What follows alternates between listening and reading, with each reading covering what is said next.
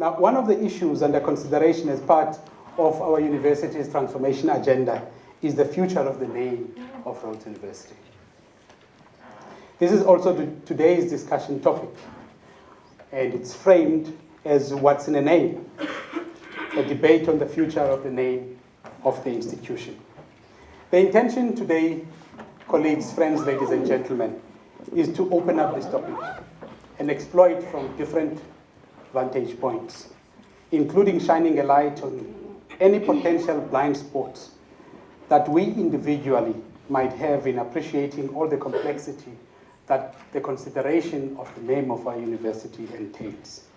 So, tonight, with a correct approach, this conversation presents all of us as a university community, as the people of the Eastern Cape, as the people of South Africa, and everybody who is invested in our university, with a unique possibility to deepen our appreciation of this prickly matter, the passion which anchors the different viewpoints around it, and engaging each other on a way of resolving all the related issues fairly and legitimately. Hopefully, by the end of today, we shall have moved closer towards that outcome. It behooves us to heed the advice of our very own Mukukoma Mukunwana, which he offers us when he reminds us that we seldom learn much from someone with whom we agree.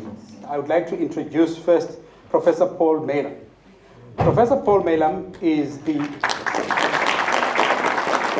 head of the Department of History, who was conferred in 2012 with the title of Distinguished Professor at our university. He has for a while now been working in the field of South African urban history with a focus on apartheid. He has written a number of seminal articles on urban segregation, and he has written a number of, his recent work includes a book tracing the history and historiography of racism, segregation, and apartheid in South Africa. Now, this is how we're going to roll. I'm going to invite Professor Malam to come and contextualize our discussion for the evening. And when he finishes, I'm going to come back here, and then you and me are going to agree on the ground rules, commitments, and principles before I invite the members of our esteemed panel to come and address us. So without any further waste of time, I'd like at this moment to invite Professor Malam to come and introduce our debate.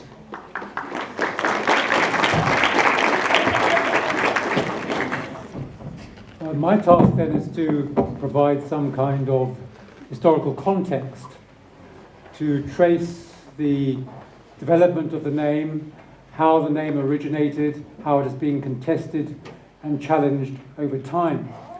And I don't see my position as being one of presenting a strong case or argument, but I will try and weigh up the two sides briefly at the end. So let's first of all ask the question, well, why was Rhodes named after Cecil Rhodes? We need to go back to the early 1900s when there were various people in the Eastern Cape who were very keen on establishing a university or university college as it was in Grahamstown. I think a key date was early in 1903 when there was a small ad hoc committee pursuing this initiative. And they met, I think it was early in March, and said, let's set up a university college, let's call it Eastern Province University College. Of course, if it had been called that, we wouldn't be here now probably having this debate. But then, 5 days later, they met again and said, well, let's call it Rhodes University College. So obviously there's been some thinking in those 5 days. The thinking was this: let's call it Rhodes University College and approach the Rhodes Trust, which was administering Rhodes's will, worth about £5 million, Rhodes having died exactly a year before. So the name would be leverage for getting money out of the Rhodes Trust. And it worked, because there was a lot of assistance came from Rhodes's great henchman, Leander Starr Jamson. Jamson was the Member of Parliament, the member of the Cape Parliament for this constituency, and he was also a member of the Rhodes Trust. And so the money was forthcoming, about £50,000, which was a lot in those days. And that money funded the first 4 chairs set up at the university when it was founded in 1904. So the founding, the name was all about money, basically, in my opinion. If it had been called Eastern Province University College, would the university have been founded at all? Maybe, maybe not, but it would have been a struggle to find the money. Now, Cecil Rhodes had no real links whatsoever with Grahamstown or the Eastern Cape. He probably came here a few times campaigning politically, but his roots were in Cape Town, of course, Kimberley, the Diamond Fields, Johannesburg, and Rhodesia. So there was no real association between the town and Cecil Rhodes. Now, how did over the next, let's say 7 decades or more, the university continuously celebrated the name of Cecil Rhodes and its association with that historical figure. As late as 1970, the university established the Cecil Rhodes Commemoration Lecture, and that was delivered annually through the 70s. It was a kind of celebration of the memory of Rhodes. It was set up in 1970 on the centenary of his first arrival in South Africa. I suppose quite an important moment was in 1979, when that lecture was given by a Canadian sociologist called Heribert Adam. And in his lecture, he put forward the proposal that perhaps Rhodes should consider changing his name. That's the first public offering of that proposal that I've ever come across. He also, in the same lecture, though, I should just mention this as a sort of tangential point, there was going to be a grand luncheon after the lecture of about 300 people. And Adam proposed in his lecture that the luncheon, all the food, be taken up to Grahamstown East and given to the people in the township. And that proposal was met with stunned silence. But anyway. So that was, I think, the first public mention of the idea that I've ever come across that the name might be changed.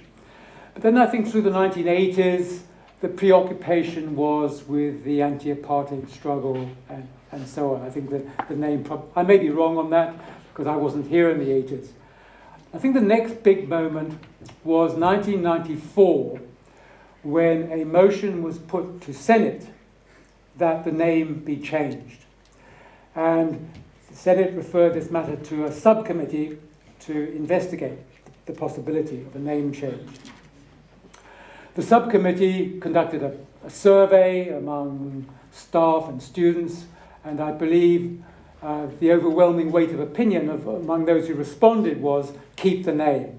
I think 75% out of about 400 students said keep the name, and about 80% of 100 staff polled said keep the name. So, and it's interesting, the main argument for keeping the name was that it had brand value.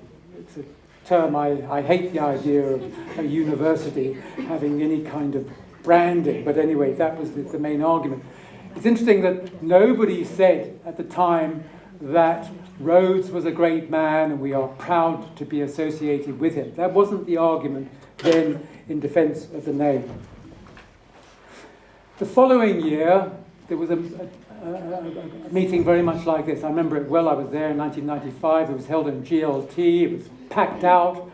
A debate. 2 people spoke in favour of keeping the name. One of them was the then Vice-Chancellor, Dr. Henderson, and 2 people spoke in favour of changing the name.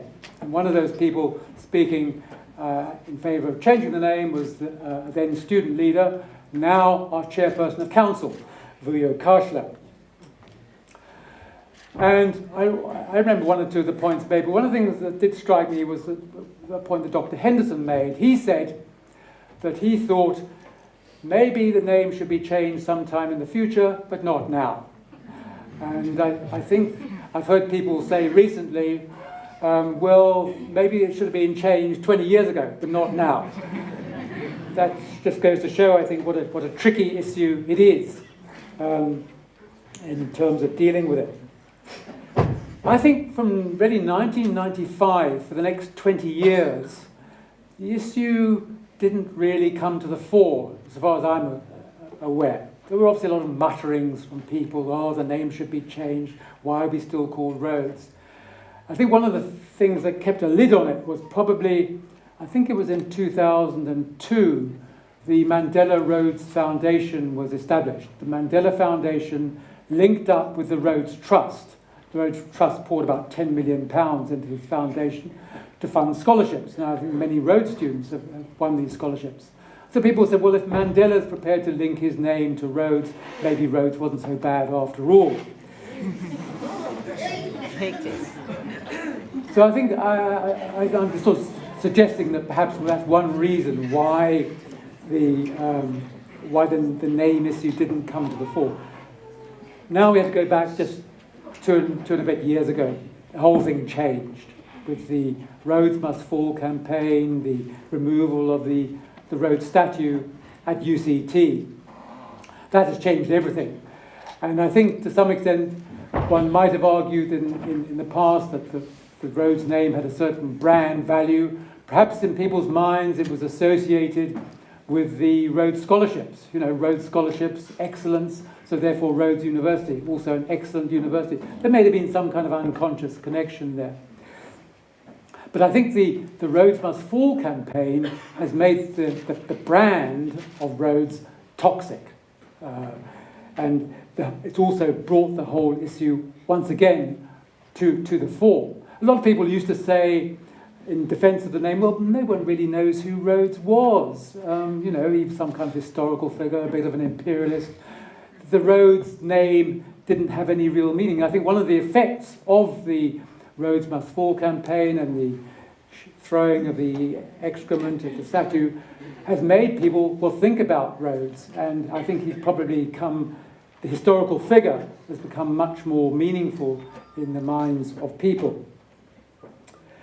So I'm sure some of you here were present 2 years ago at that meeting.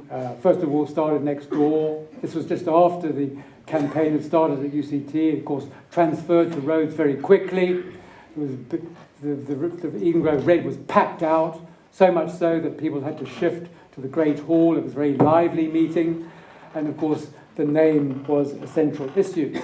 And since then, I think there have been various proposals to set up a committee to investigate it. That never really worked out. And so here we are now. I think it's a kind of crunch time, really. The people have been kicking the ball into touch for years. I think it's going to be very difficult now to avoid the issue. Let me just say my final point is it is obviously a very divisive issue.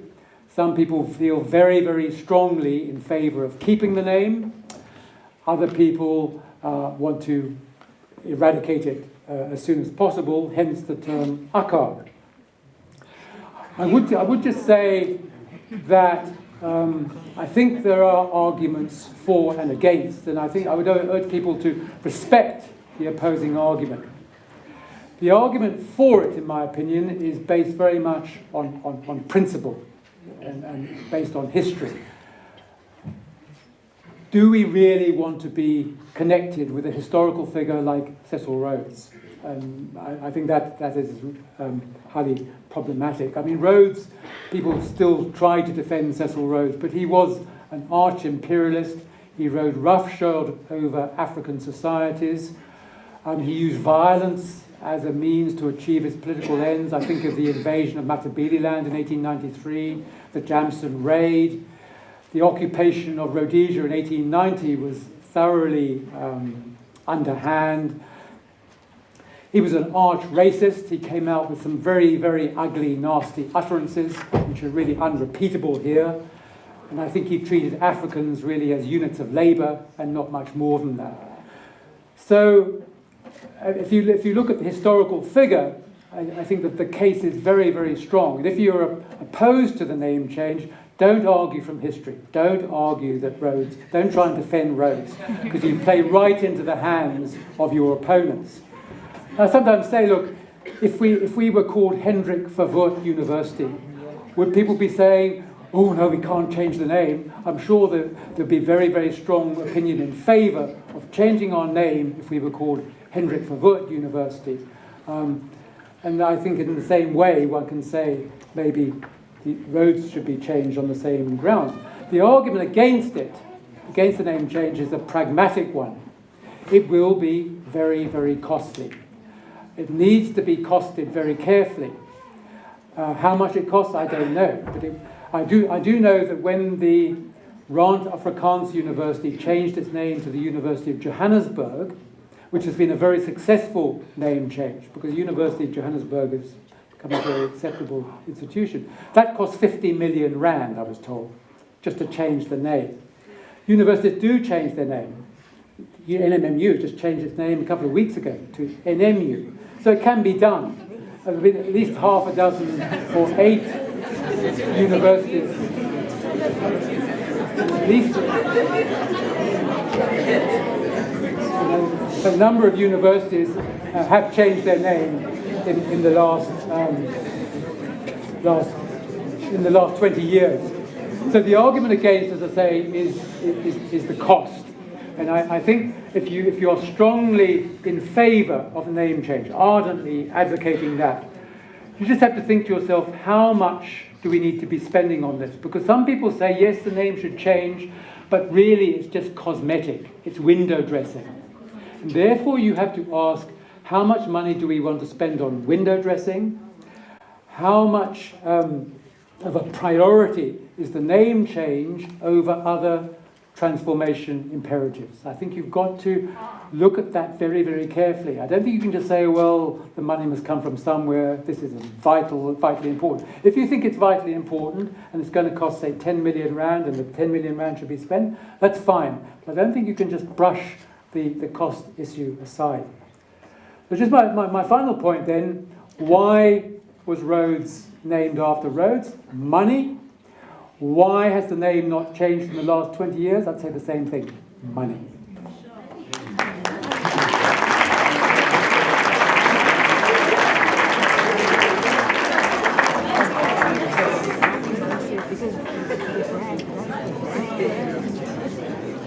Thank you very much, Professor Melam. Let us now proceed. In the interest of fairness, in the interest of balance, in the interest of time, I'm going to suggest the following approach. That we've got 3 panelists. We're going to invite them to come and address us. I'm not sure who speaks on what of the various positions that were outlined by the agnostic Professor Melam. But I will invite them to come and speak for 15 minutes each. I request that you make mental note of the presentations that they make.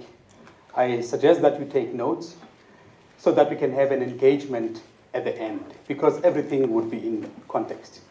It might create a bit of unfairness if we engage after each speaker, because then we might find ourselves pressed for time and disadvantage the last speaker. So they will be here, they know the rules, and they're going to be speaking for exactly no more than 15 minutes each. Thereafter, we're going to have an engagement. The reason you see this here is because this is a family discussion. Here we need to move together into the family lounge and speak to each other openly, fairly, without fear, without prejudice. Now, it is right that the issue of the name change or not of our university invokes very, very deep emotions. Just from the broad articulation by Professor Melam, it bears that particular point. And it also reflects very strong views which anchor the emotions that we harbor. This is totally and completely understandable. However, for that very reason, there is always a potential that that could derail our very purpose of today, to have a civilized, open conversation, open discussion, and open debate. So with your agreement, we could make our time spent here this evening worth our while. What do I mean? In this regard, I would like to propose the following rules for your consideration and adoption. That we create this, we designate this into a safe space for all to speak their views without fear of failure. Do we agree to that? Number two, that we engage each other's views, not the persons who articulate the views, but the views that are articulated, that we do so respectfully. Do we agree with that rule? Thirdly, that we defend each other's right to free expression and for each one of us to be heard, not to be drowned out. Do we agree with that? Penultimately, that we do not make hurtful generalizations. Do we agree with that? And finally, that we do not delegitimize, trivialize, or be dismissive of each other's views and experiences. Do we agree with that? Thank you very much. Then it means that we are good to go. I would like, as I invite our first panelist, Rich Mkondo, just to share this with you. Someone once said, the truth does not become more true by virtue of the fact that the entire world agrees with it, no less so, even if the whole world disagrees with it. So on that note, I would like to invite Mr. Rich Mkondo to come and address us.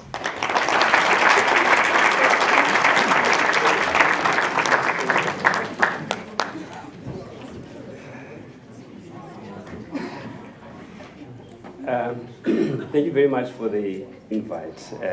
I didn't know that I would come to Rhodes when it's so cold. That's why I was wearing my coat.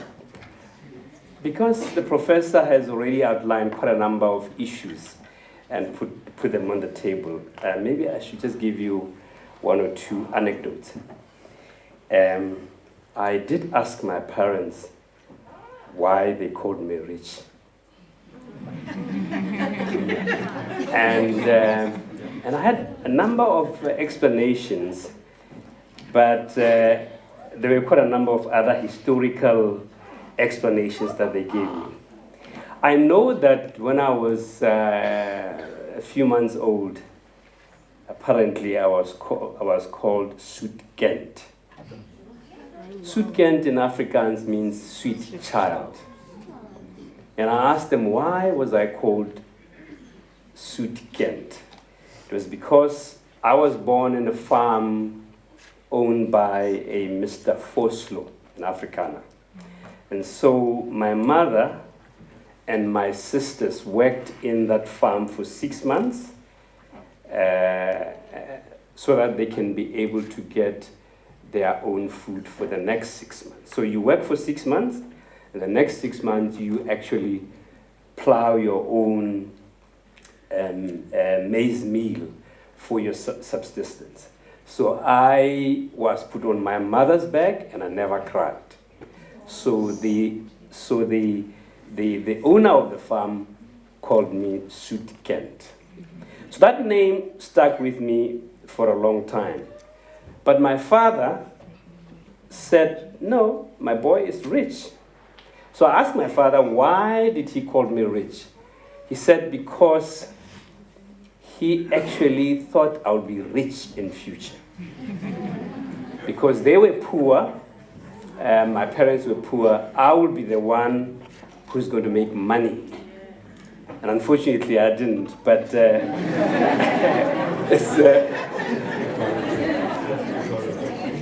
it's one of those things. So when I started my school, I went to register in Limpopo, and I was asked by the principal, then, what's your name? So I said, my name is Rich. And then my mother said, oh, his other name is Soetkent. But that one was not official, so it was not written anywhere. So I was asked whether I had any Christian name. And my mother said, no, he doesn't have any Christian name. So the next thing, the principal said, okay, so he had a booklet at that time, many years ago. In that booklet, there were quite a number of names. So one of them would be given to me. So I was given a name called Thompson. So that was my Christian name. So the two names, Thompson Rich, became the official names I was known about or for. So when I registered at Rhodes in 1981, those were my two names. Now, why am I telling you this story? It is because names either come from your parents or your relatives, or in some cases, when it comes to institutions such as this one, as the professor has alluded, they come from politicians, or they come from cultural backgrounds, traditions, or maybe even history. And in my case, it was because of the hope that I will be rich. Now, the hopes, names can also come from expectations that maybe in future something is going to happen here. So, if you look around the Eastern Cape, such names exist, that there's still hope that something is going to happen to this province. So, there are many reasons we can talk about why Rhodes became Rhodes. The professor has already told us that money. It was because of money. The second anecdote that I wanted to tell you is that we knew when we came here in the early 80s, late 70s, that this was an institution named after someone who was not fond of black people. But when we came here, we said our aim is to come and change what was inside this institution. And I'm sure if you look around here, this has happened. The institution has changed. When I came here in 1981, there were only 8 of us, only 8 black students. The hostels or the boarding schools were not opened for black people. We were the first to stay on campus in 1981. Why? Because we forced. Because we decided that this is our country, we are going to get the education that everyone is trying to get. It was not easy. I remember at that time, I was one of the, I think, 2 or 3 black students who stayed at Stanley Kidd. There were, at that time, you must remember that Zimbabwe had just become, Rhodesia had just become Zimbabwe. And so Rhodesians had actually come down south. So they thought this is their refuge. So they came to Rhodes. So when they found us here, they wanted to make the institution very difficult for us. So you wake up in the morning, there would be a note outside your door. I remember one outside my own door, which said, Coon. I don't know what Coon meant at that time. Get out of our institution. They said we should leave. That actually made us even more determined to get the education that this institution actually offered. So I'm telling you these anecdotes, that these 2 anecdotes, to say to you, names have got emotional attachments and meanings. I still hope that one day I'll be rich. So, unfortunately, because I said earlier, names can be given to you because of history, or because of the hope that you'll become something, or because of the expectation that something will happen to you. And unfortunately, sometimes can be very painful.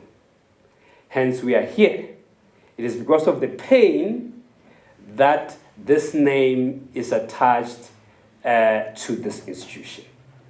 Now, the question that we need to ask ourselves is, are we going to enjoy the pain, or we should be happy now that Rhodes' views and beliefs and his views about black people have been defeated? Rhodes' views about black people have been defeated. in my view. So we shouldn't be worried about him anymore. We should actually be thinking about how we can make this institution even much better than it has been during the past 120 years or 130 years. I gave you the two anecdotes. Remember the pain that some of us felt when we came here. Remember the struggles that some of us had when we actually attended this institution. Who knows, if we didn't force ourselves to come here, Rhodes would not be looking like this. In my time, this hall will be full of white students only. There will only be 3 or 5 of us. I can even tell you more anecdotes to the fact that 5 of those people who were in my journalism class later on became to be known as spies. They were spies of the apartheid government. I'm sure you've read about them. One of them is Olivia Forsyth. Other one is Gordon Brookbanks. I'm sure Olivia Forsyth just published her book not long ago. She was in my class. So we were very close to her. We didn't know. I remember one day I was coming back from Johannesburg back to school. I was given a lift by one of them, Mr. Gordon Brookbanks. We were stopped by the police in Bloemfontein. So when the police stopped us, he decided to drive a little bit further. Instead of waiting for the police to come to us, he went to them.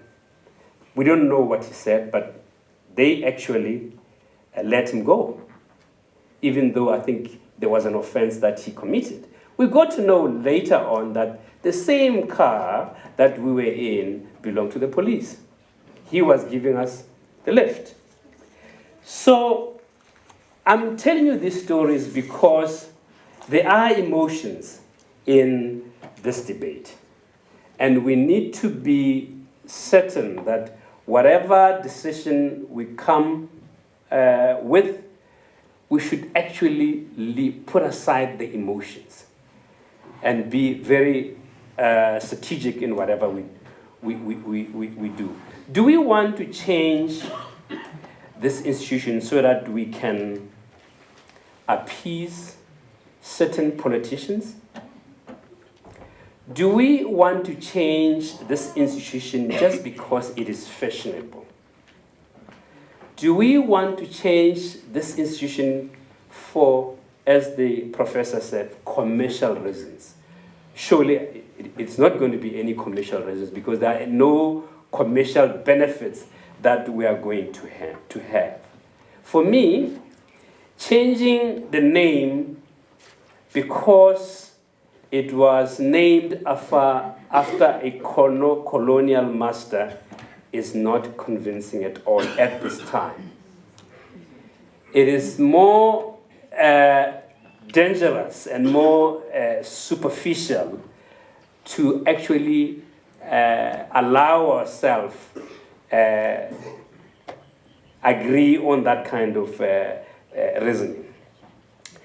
So when we make this decision, we need to think indeed. I'm not going to mention the issue of money because the professor has mentioned the issue of money, but also the question of brand. I do not attach the issue of brand the way we in the communication field would like to explain it, because a brand will be able to sell your product and many other things that are attached to it.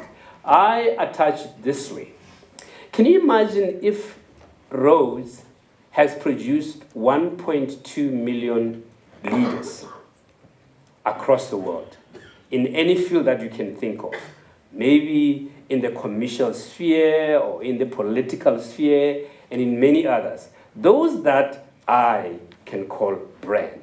I believe that I don't have any money, but I regard myself as some kind of brand which was produced by this institution. I believe that is the case. So the question is, if I am such a brand, what happened when this institution becomes another institution with another name? Let me give you 2 examples. I was talking to a friend who graduated from University of Limpopo, currently University of Limpopo. Then it was called TEFLOP. And I asked him whether he still has any affinity, affection to the institution. He said no. And I asked him why. He says, because I no longer regard it as my institution. I remember my time when I was there, I was produced by an institution which at that time did produce leaders. Now, I said, give me some more. He says, if you go to University of Limpopo now, it's not the same institution that was when I was there. And I tried to get him further. He says to me, there are no proper or good or lecturers who now teach at the institution, as they were during my time. For him, he says, at the time when he was there, it was an honor to go and teach at the University of TEFLOP. Now it's no longer an honor. I said, well, so he says, no, I'm no longer interested in the university. It's not my institution anymore. Then, an hour ago, I spoke to go back to what the professor was saying, to a gentleman who graduated from University of Johannesburg. He said to me, he's very happy that Rand Afrikaans University is no more.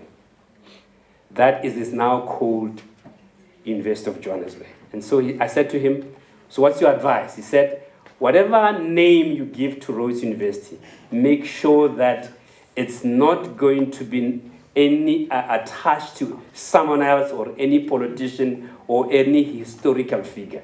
It should be a neutral name. That's what he said to me an hour ago. So let me conclude. So if we change the name of the university, in my view, it will lose the content of what it is offering internally as University of Limpopo or University of the North does at the moment. It's now a share of an institution. No one wants to go there. Lastly, let me finalize by saying this. I am so proud of this institution, such that during my time when I had an opportunity to hire people, whenever someone said to me he graduated from Rhodes, I listened attentively. And unfortunately, I was not the only one. I tend to realize later on that in the communication field where I am, right, students, graduates from this institution comes first. Let me leave it there.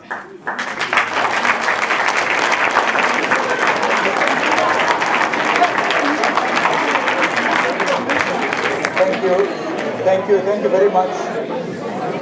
Thank you very much. Let us not waste time. We want to save time so that we can have an engagement. Molweni. Igama lam ndingusongezile Matikita. And this has this name change. I used to be called Churchill Matikita for a number of years, and I worked on changing my name from last year.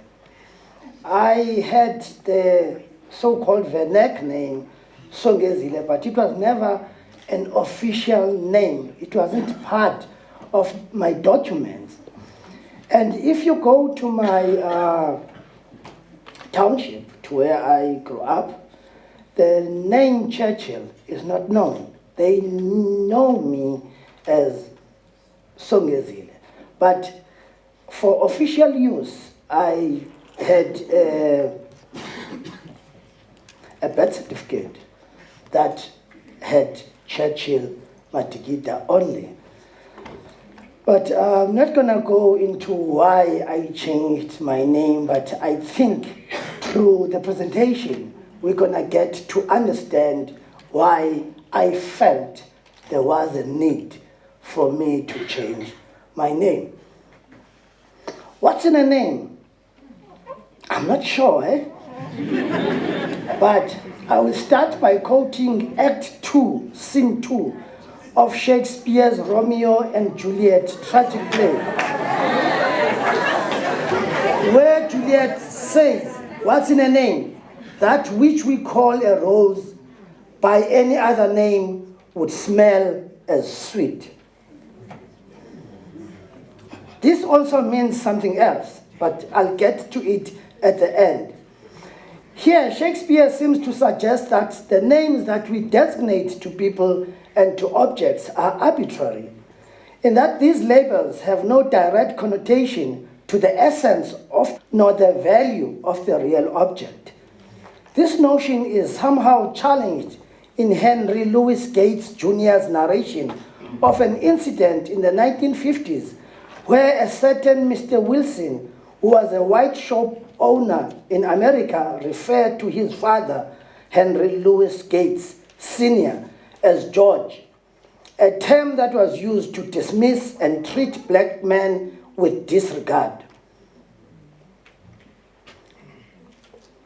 My third illustration in relation to this question about what's in a name is an instance in 1964 when, after converting to Islam, the boxing legend Muhammad Ali changed his birth name Cassius Clay to Muhammad Ali, denouncing his birth name to be a slave name that was given to him by his slave masters, while pronouncing his new name as that of a free man who had made a choice as to what he be called. These three examples captured different moments where naming is viewed from different vantage points. Shakespeare, being in a position of privilege associated with whiteness, seems to dismiss the value of labels and allocate the worth onto the person or the object. It may seem difficult to dispute the bit of truth in this viewpoint, as in the study of semiotics, we are taught to understand that words like names and pictures are just symbols that have no direct link to the objects they denote. Having said that, we also understand that these symbols do not develop in a vacuum. They have origins, histories, and context. And thus, over time, these symbols begin to be associated with the objects they denote, and thus with meaning. These associated meanings and histories of labels are then carried through from one generation to another by our continued utterances of such labels in association with the objects or the people they denote. In America, using George as a blanket label for black people was a white man's imposition of power to undermine the individuality of the black man as they considered them to be inferior. So in this brief presentation, I argue that for people like Shakespeare, names and labels might seem insignificant due to their privilege bestowed to them by white supremacy. They are the ones whom were advantaged with the naming and the classification of things and people. In 2015, the world watched as the Rhodes Must Fall campaign unfolded from the University of Cape Town, turning into a national call to dismantle all colonial symbols that still presided over our country's public landscapes and public institutions.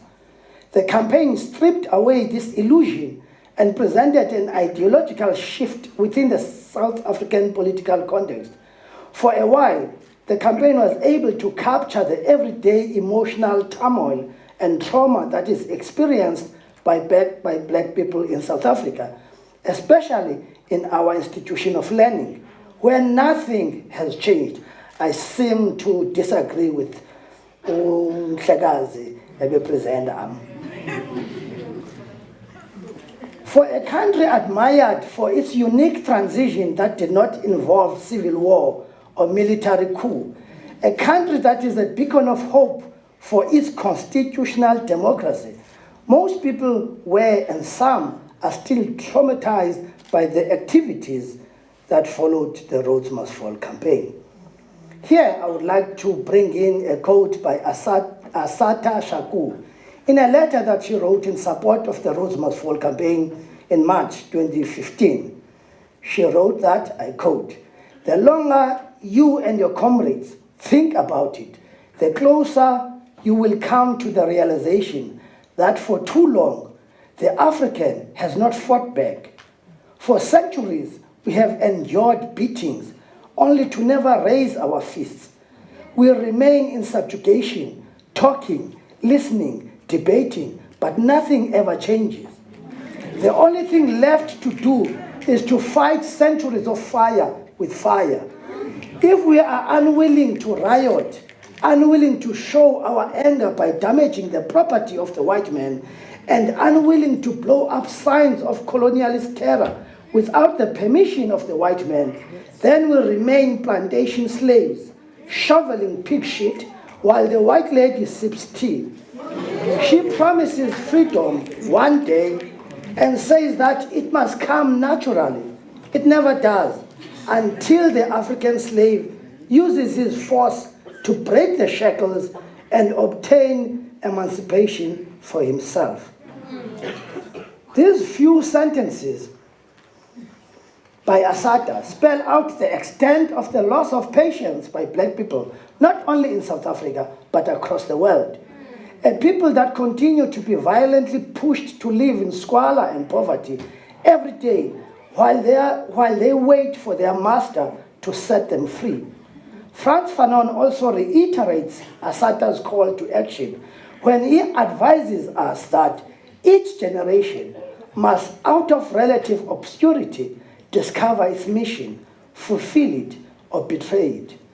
In relation to the Rhodes Must Fall campaign, this is one of the most relevant quotes that recognizes that the fallist movements were not political crusaders aimed at attaining some political position within the South African context, but this movement was the beginning of a civic movement that aimed for the total transformation of our society, portion by portion, bit by bit.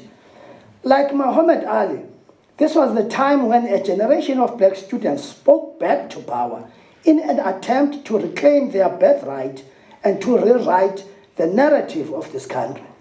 In our recent history, the Rhodes Must Fall campaign is indeed, within a single year, revealed some of the most desperate, urgent instances of black pain.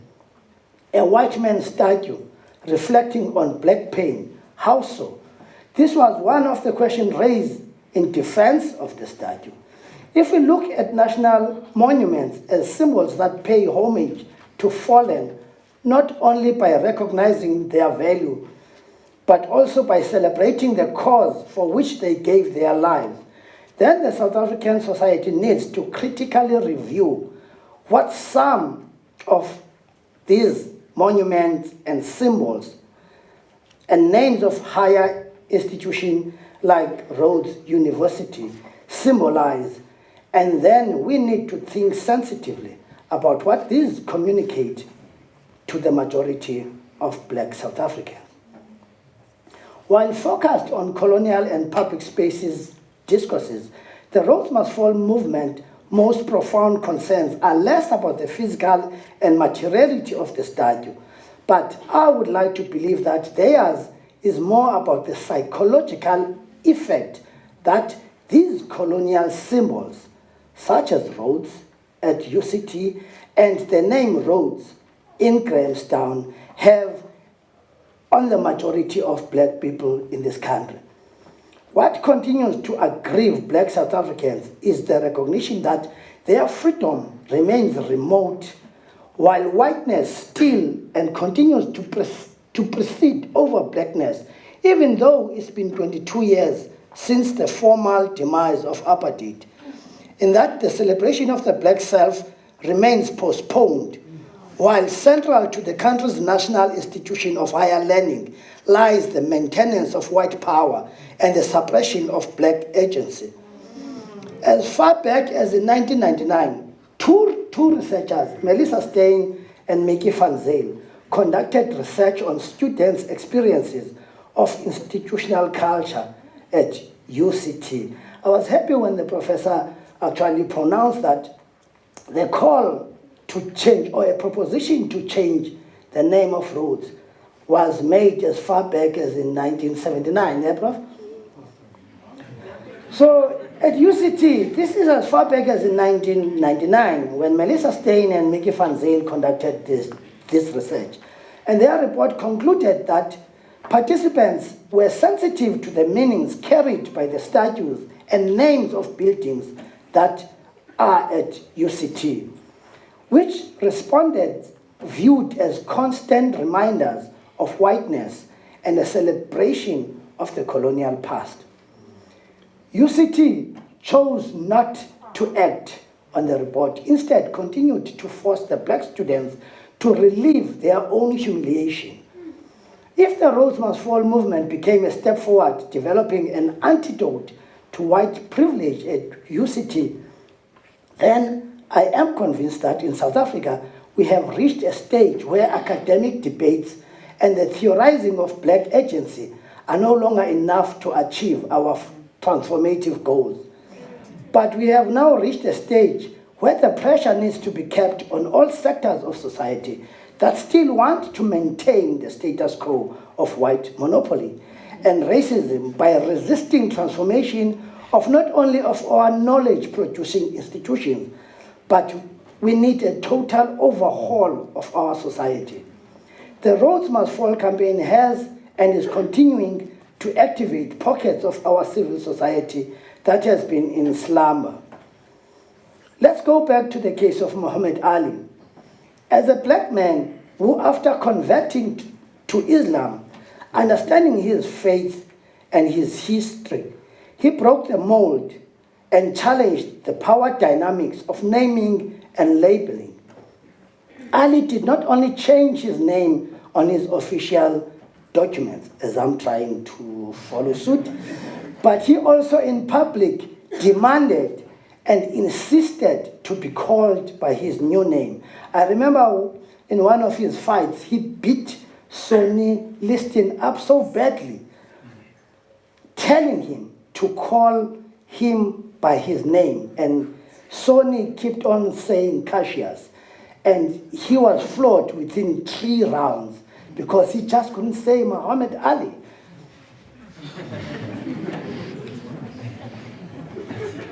What I like about Muhammad Ali's narrative is the link between the process of conversion from Christianity to Islam and that of naming, or to be precise, of name changing. A process that requires, I would assume, a lot of introspection in terms of understanding the world, histories, politics, geography, economics, and all other social relations that comes with the process of converting from one religion to another. I feel that such a process needs to happen within our institutions of higher learning.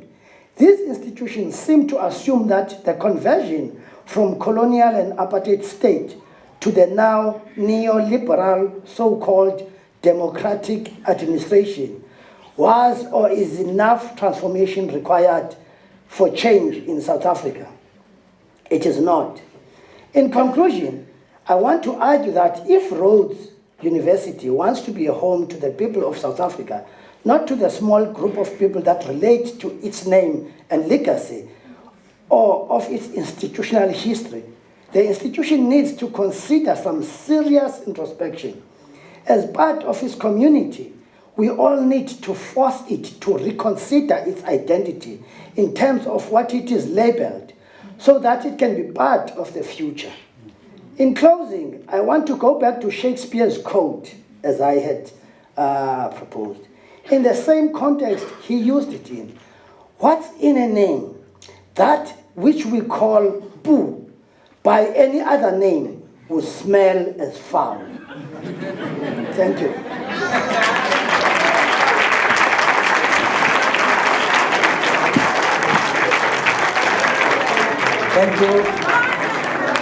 Thank you. Thank you very much, Tatu Songezi.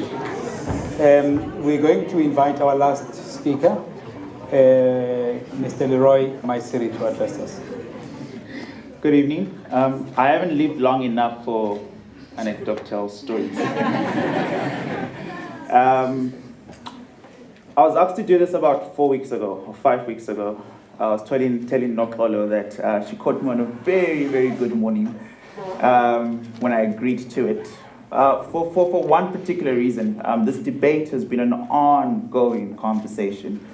When it started, I was very active, put on my intellectual keyboard warrior gear, because that's what it was. It was on social media most of the time.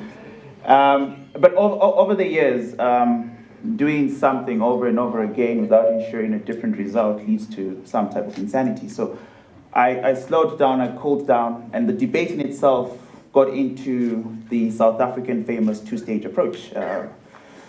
Somehow I was involved in the institutional forum. Even that process got nauseating for me. So a year later I pulled out as well. Now, I didn't pull out. The committee that I was representing came to an end, so I wasn't necessarily involved in that. And here we are today. It's been interesting to go last, and I was really hoping I would go last just to hear how the speakers before me handle themselves, and it's I feel out of my league.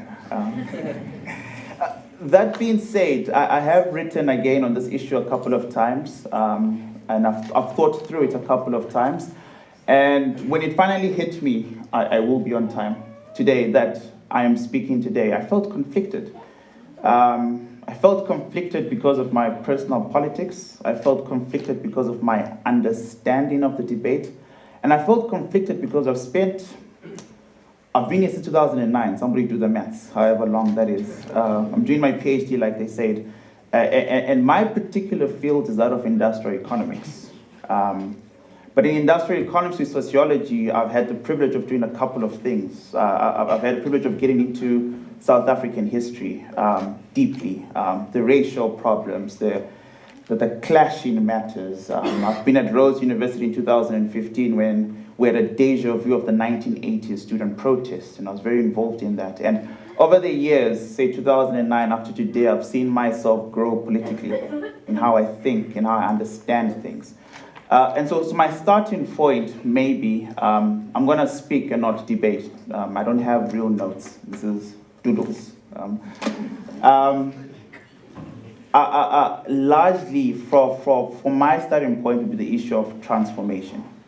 And say the sometimes monopoly hold over the definition, how it's deployed, and how it's used as a device. Sometimes, not all the time, but sometimes. Starting with that becomes, personally, we open a door to a series of things. So in an open conversation we're having a while back, I said something like, if transformation, the root of transformation is dipped in any type of hatred, it's not transformation.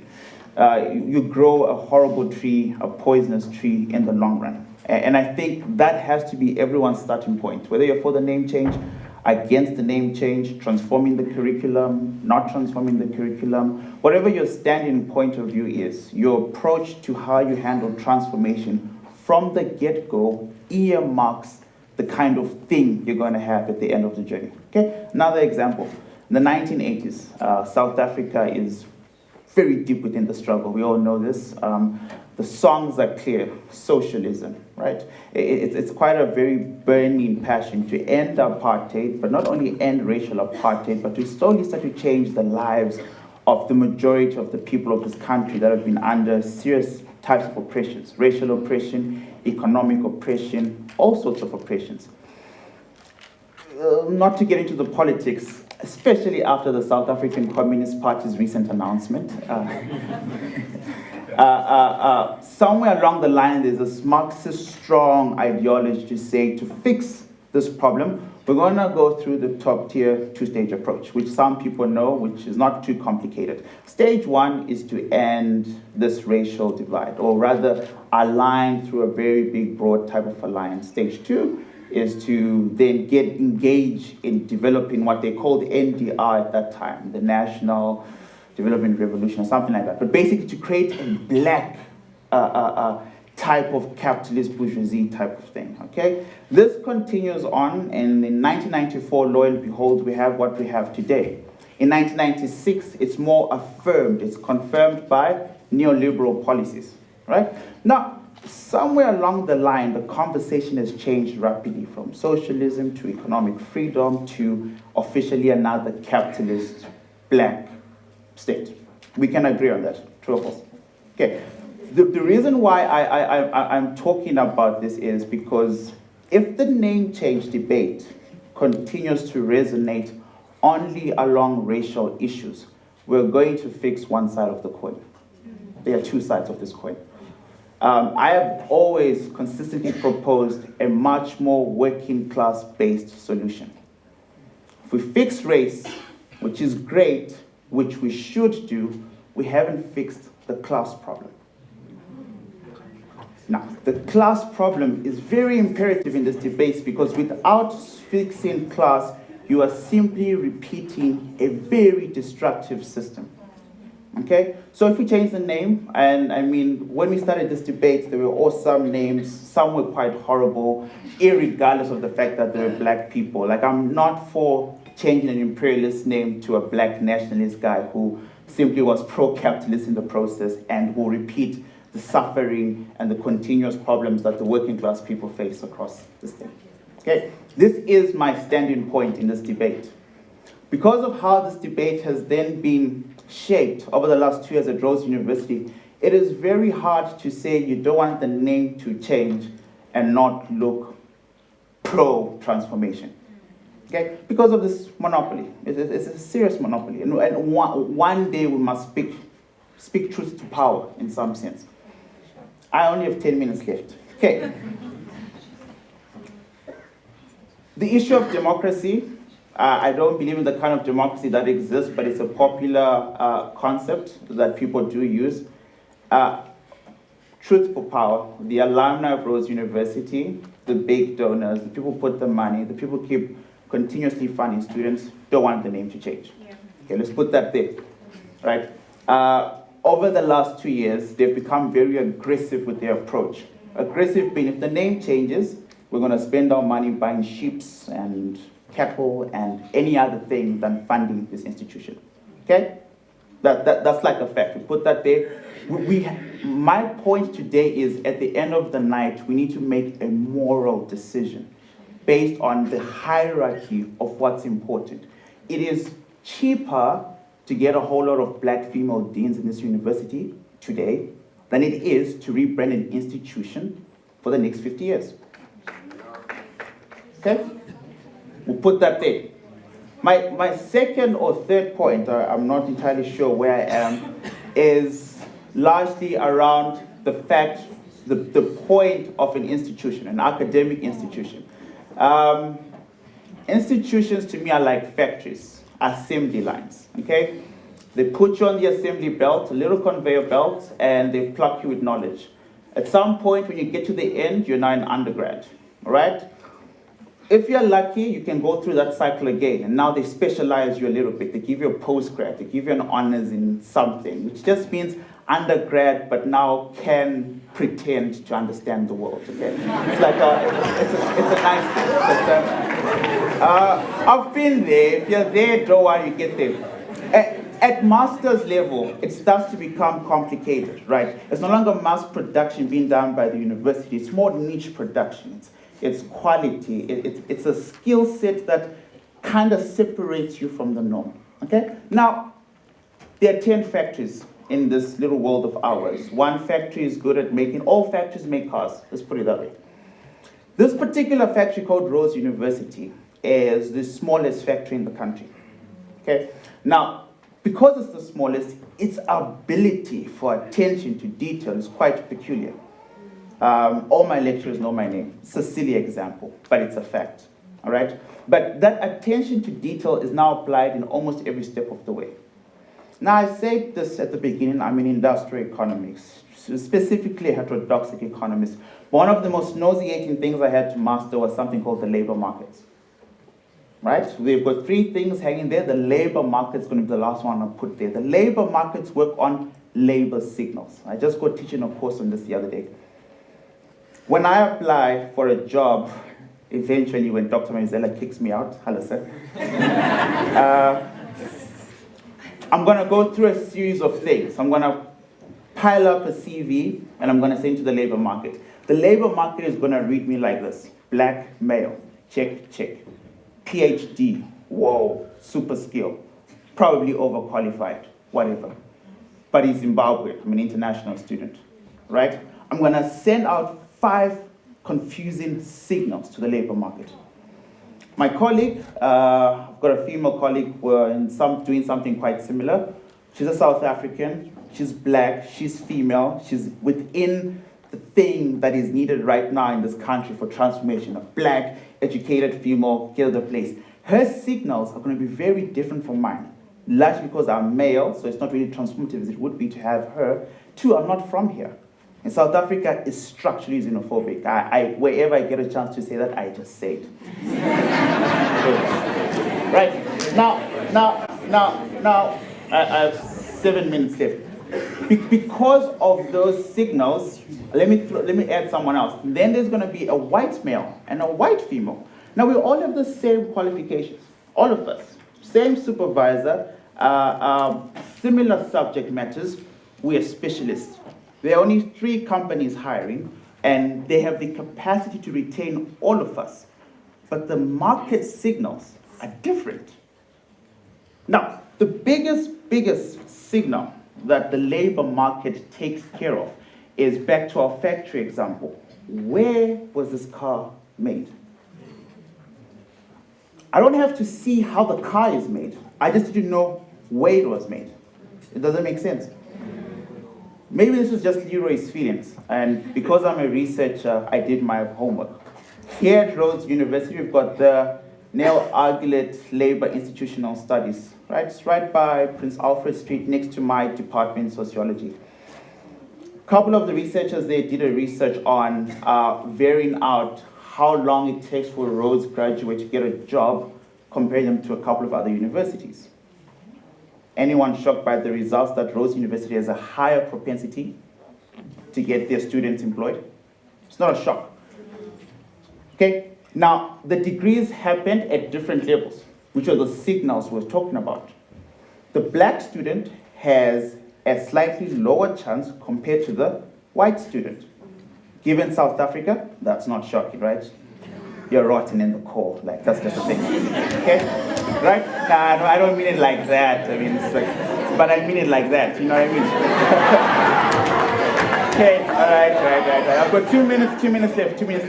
I think the majority of my points will come out through more interaction. But changing this name, using the Fanon quote, because I've changed Fanon's quote a little bit just to make it more relevant. In our field, we believe in constructive theory making. So we take a theory, no matter how far ago it was made, and we make it relevant today. The question for this generation is the kind of responsibility they carry for the future generation. And you need to decide, not really you, but council, but at some point we can all pretend to decide if this is the kind of burden, the kind of cross we want to carry. Changing this name will be the most expensive thing this institution does, apart from building raises up north. Okay? Now, Rhodes University this year turned 113 years old. It's a century. Now, I know Prof. Mayland doesn't believe in branding, but market signals don't lie. Right. There is 113 years worth of signaling that this institution has been beaming out. Some of it has been racist. Some of it has been sexist. The other words that the market signals generally use are academic excellence, quality. I would take them over them. it is a constant thing. Now, when I did, because I did a lot of stuff at Rhodes, organizational psychology, where this practitioner came and told us how they go through CVs. So CVs come in a big batch. You're a recruitment leader, so you check the names first. Names are one of the quickest ways to classify which race you're from, right? Peter Nkobile would not be white. Right, there's no time to flip through. I mean, CVs over the years have come. So now, every time, 100 CVs get split into 5 piles. Eventually, those 5 piles then get split into where the universities are from. And then eventually, when you finally have your final 5, you sit through them and read now what they're about. There lies somewhere where I stand around this debate. The truth of the matter, something that I can never say in this institution, is the name change is a waste of our time. That's the truth of the matter. It's a cosmetic change that doesn't really fix the real issues. Rhodes University is the current economic hub of Grahamstown. Around it is the most dysfunctional municipality in the world. Like Makana outdoes a lot of municipalities.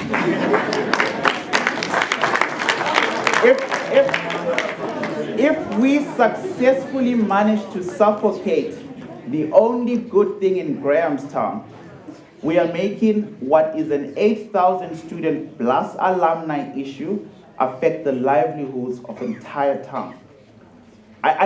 I really want this moral thing to hit you where you stand. It is not about the name. I'm not here for the name. I don't care what this university is called. If you guys change the name tomorrow, the name Rhodes University will never leave my CV. I'm smarter than them.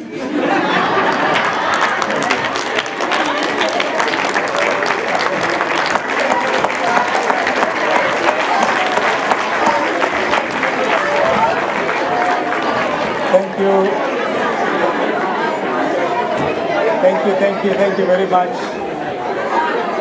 Thank you.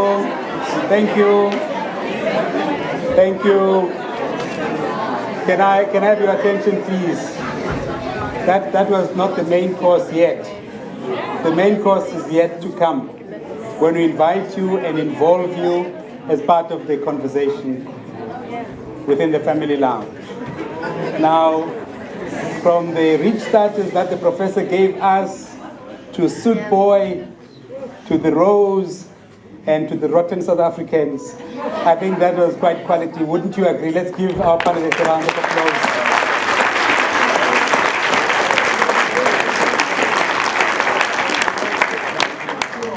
Okay, now we're going to involve you, and that is the main intention. And as you formulate your thoughts, as you refine and finalize the questions that you want to make, I want to remind you about the commitments. You're going to keep it brief. You're going to tell us who you are. We're going to take the questions in batches, and we're going to ask you to indicate if you've got a particular preference about who you would like to deal with your issue. You're welcome to make your own comments. You don't have to just to ask questions of them. You can make your own comments. You can make your own views heard. That is the purpose of us engaging in this way. But before we do that, I just want to take one quick round. I listened and I heard and I really was in awe of the discursive presentations. Very sophisticated, weren't they? Very rich, very reflective. But I just want to ask now, just to nail your colors to the mast, because you told us about 2 scenarios, Prof. Melan. And you told us how dangerous each one of them is potentially. What is your view? My view is that I would like to see the name changed, but I wouldn't like it to be too costly.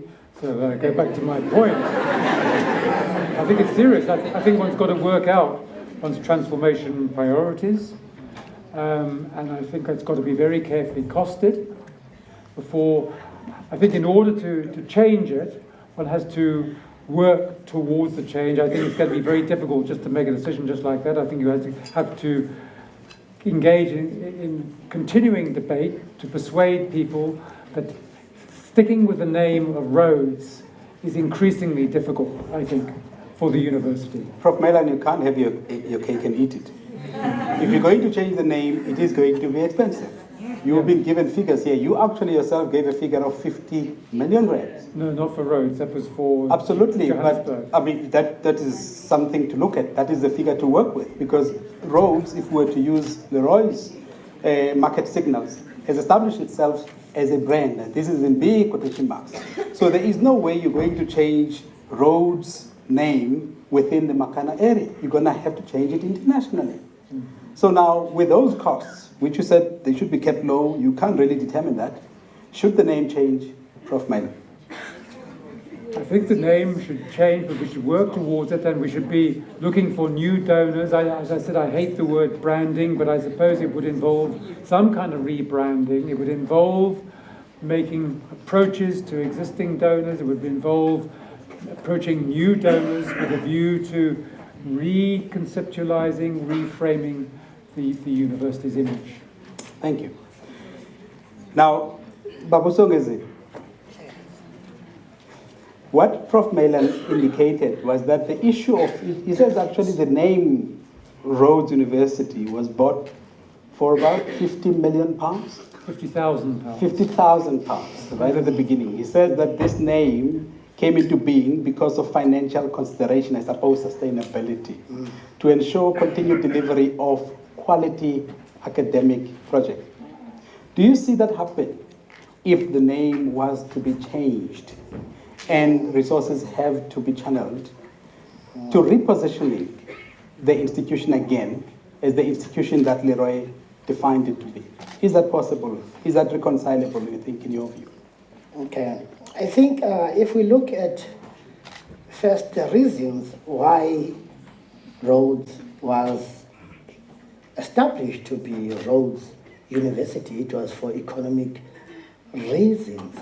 And if we rely on that and we undermine the impact of the historical attachment of the name Rhodes to the black people, then we are surely looking at economy as something that is better than the well-being of South Africans and South Africa as a nation. So for me, it's not a matter of looking at this only in terms of numbers. It's a matter of looking onto the principle of what we want to be as a nation, as a country, and then try and work towards that instead of only looking at numbers.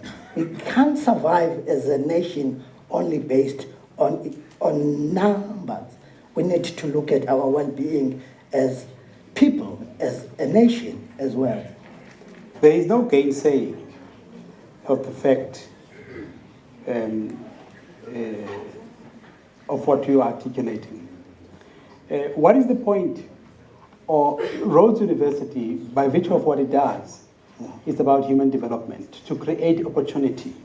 Leroy talks about this in his presentation.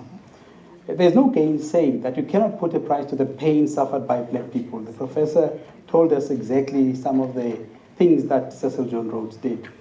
But what would the value be in changing the name of the institution and end up with a university that is a shell of itself, as Sudboy said, if the university is unable to afford the cost that comes with a change?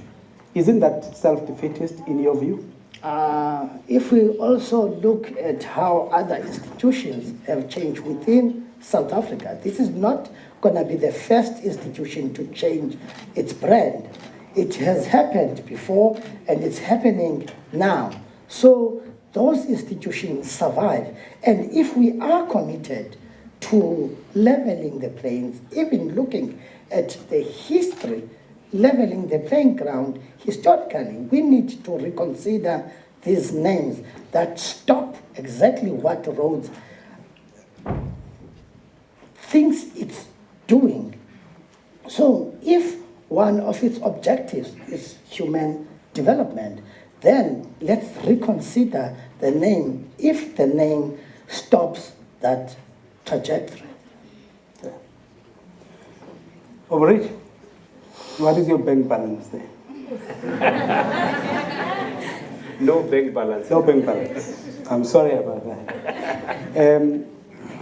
Can we really afford, as a self-respecting nation in transformation, to immortalize an egotist by attaching his name to an institution that should be a source of pride for all of us?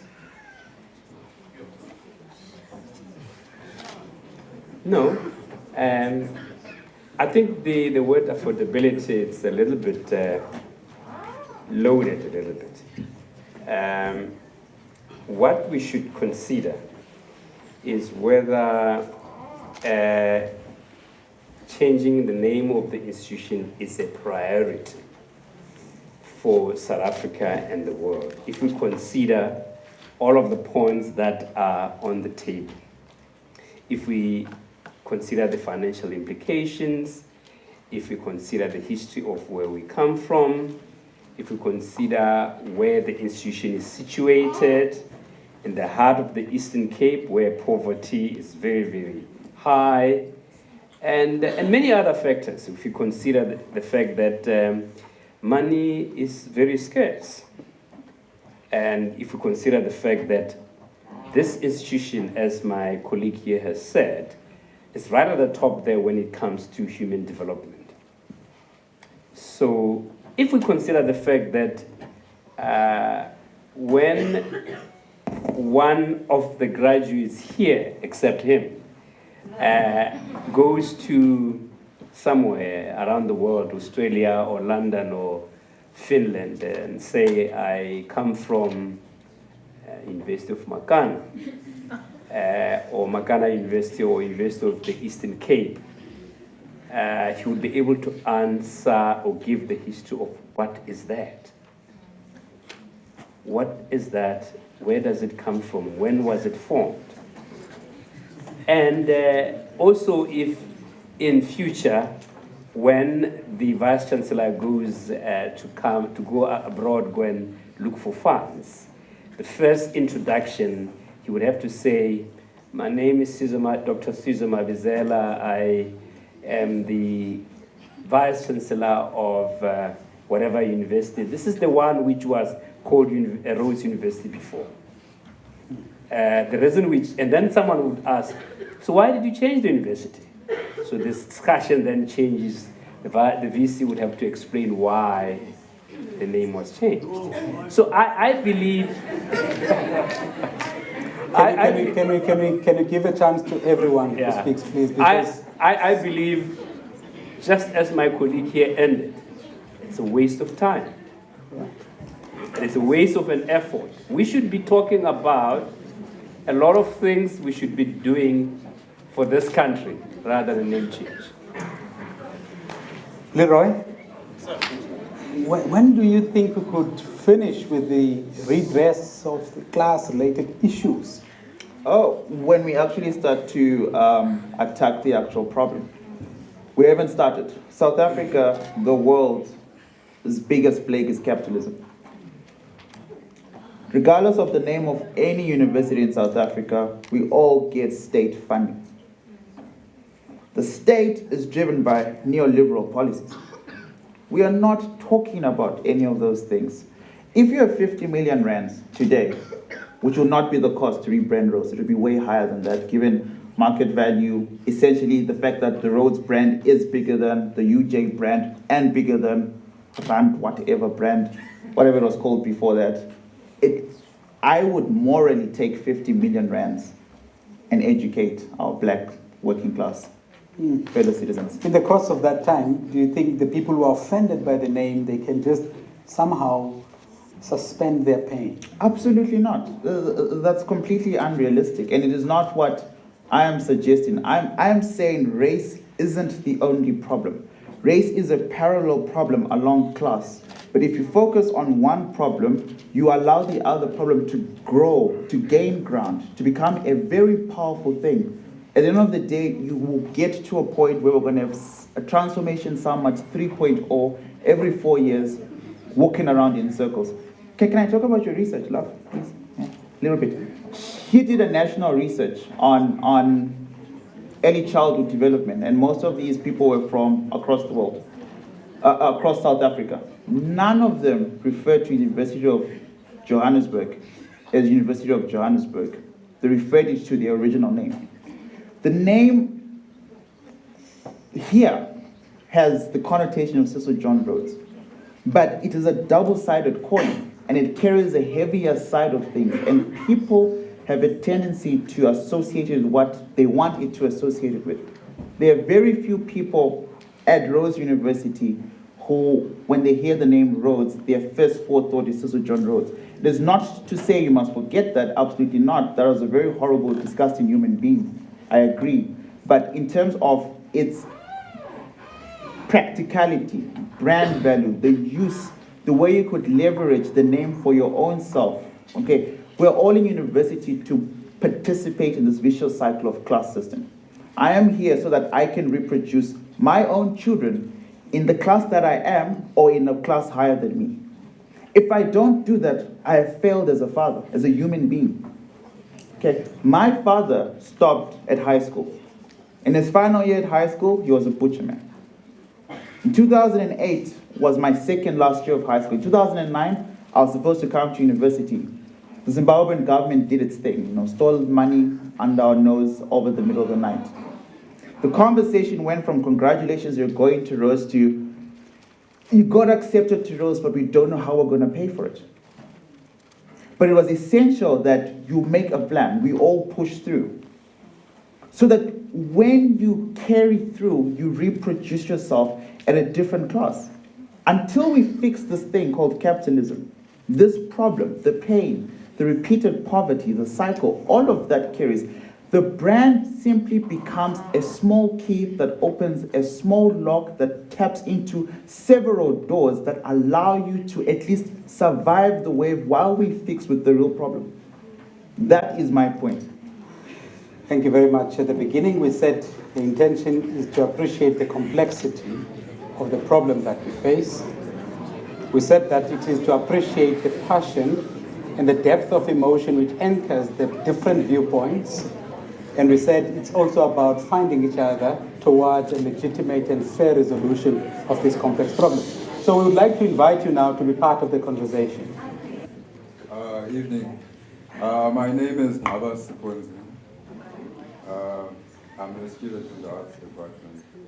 And I have a question that's actually going to, I think, go through more or less all the speakers. But my point basically is, I want to know, I think from the last speaker, that basically what I'm getting from what you're saying is that we should actually, I think there's a contradiction somewhere, because you say there's a class problem, and then it actually sounds to me like you're actually part of actually perpetuating this class problem, because you're actually looking to get to this point where you're making this kind of money where you can actually, I don't want to use the language, but F you kind of money.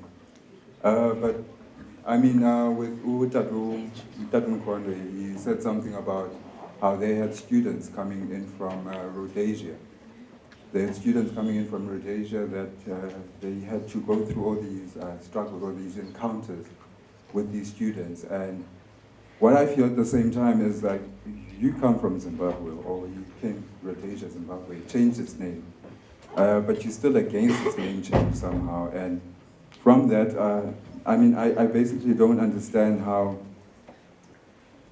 coming from that kind of background and being in South Africa and being able to perceive South Africans as rotten when we pushing towards actually transforming ourselves or transforming this name, this Rhodes name, where Zimbabwe had a name where it was Rhodesia and actually changed to Zimbabwe, and then had students from Zimbabwe or Rhodesia coming to South Africa and not quite actually getting it.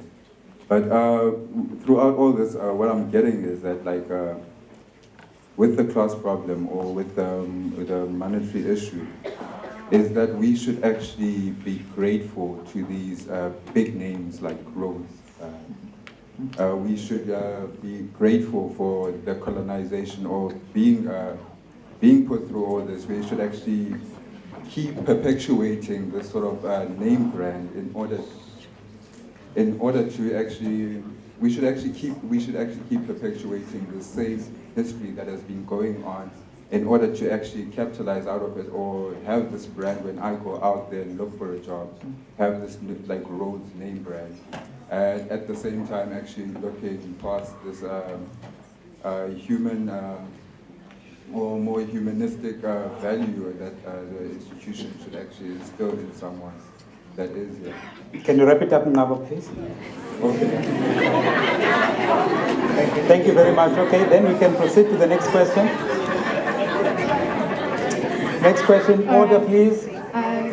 Igama lami nguZiyanda Magazi, and my question is, I think how we should be framing this debate is, would I want the name to change if Rhodes University was culturally responsive, socially responsive, and economically responsive to my realities? Would I even care what the name is? When they asked me, how much do you have? Did we have to protest for them to say you can pay 10%, you can then pay 25%, and then you can pay another 25%? The lengths that students had to go to in order to negotiate the fee structure is appalling. So for me, I don't think it's really, does the name have to change, but I think we have to say, the culture, has the culture changed? And in terms of culture, why is the culture still the same? Who does it benefit for the culture to remain the same, you know? And also, what price should be paid to change the culture?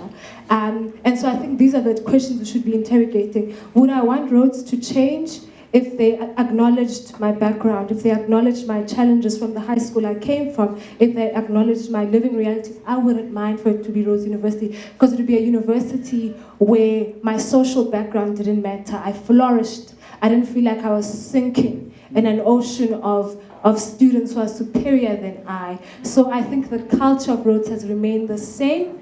I think the name is a superficial debate. The culture will remain the same. And if the culture remain, and so we can change the name, and those whom the name remaining the same benefits will remove their resources. And so the university will be a shell like Limpopo, because the culture didn't change. The people whom it benefited just left. So I think it's easy to change the name. It's difficult to change the culture. I think we need to change the culture and really interrogate our hearts and our morality. Why is the culture remaining the same? Thank you, Ziyanda.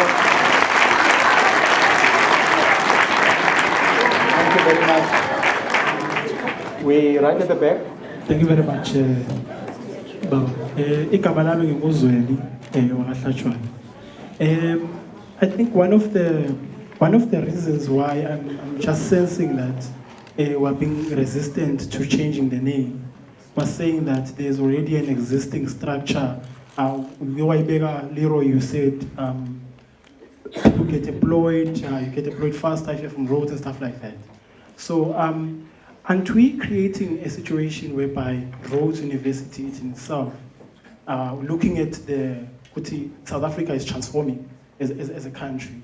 We're gonna have a situation where the people who are employing will not appreciate that you're from Rhodes, because we are transforming. So Rhodes University in itself will not exist in the future.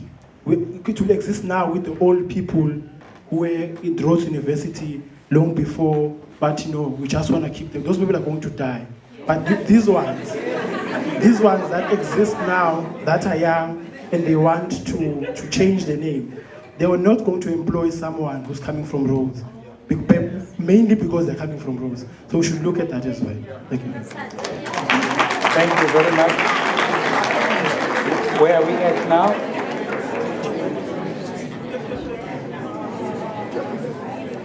Thank you. Please proceed. Hello.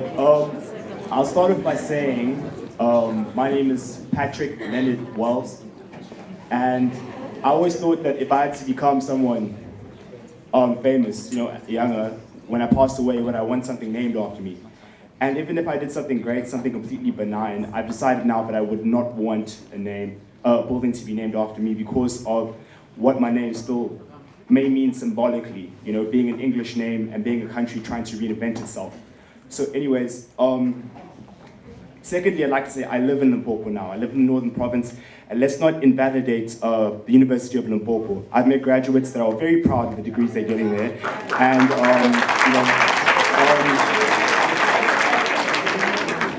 thirdly, I'm also conflicted about this name change because of this issue of finance. We keep on saying, it sounds like we're scared, right? We're scared of being poor, we're scared of being, bankrupt. So it sounds like we're still being controlled by white forces, by monopoly. For how long are we going to be controlled? For how long are we going to be scared? Is the question that I want to ask you, sir, in particular. And are we going to let this fear hinder the process of shifting this culture and shifting the psychology? Another thing I'd like to say is I had a conversation with a couple of my friends talking about class, mostly middle class black people, people of color like myself, and I asked, why wouldn't you like the name to change to something like Makana University? And purely because it's black. It's associated with blackness. Blackness associated with, So I think, yes, it is important to consider the consequences now, but in the broader picture, maybe we'll have to take some risks, Maybe we have to take some big sacrifices in order for us to achieve what, we want to achieve. Question particularly directed at you, sir. My name is Ron Weissenberg. I have a little bit to say about the state of Makana municipality. Firstly, it's not the worst municipality in South Africa.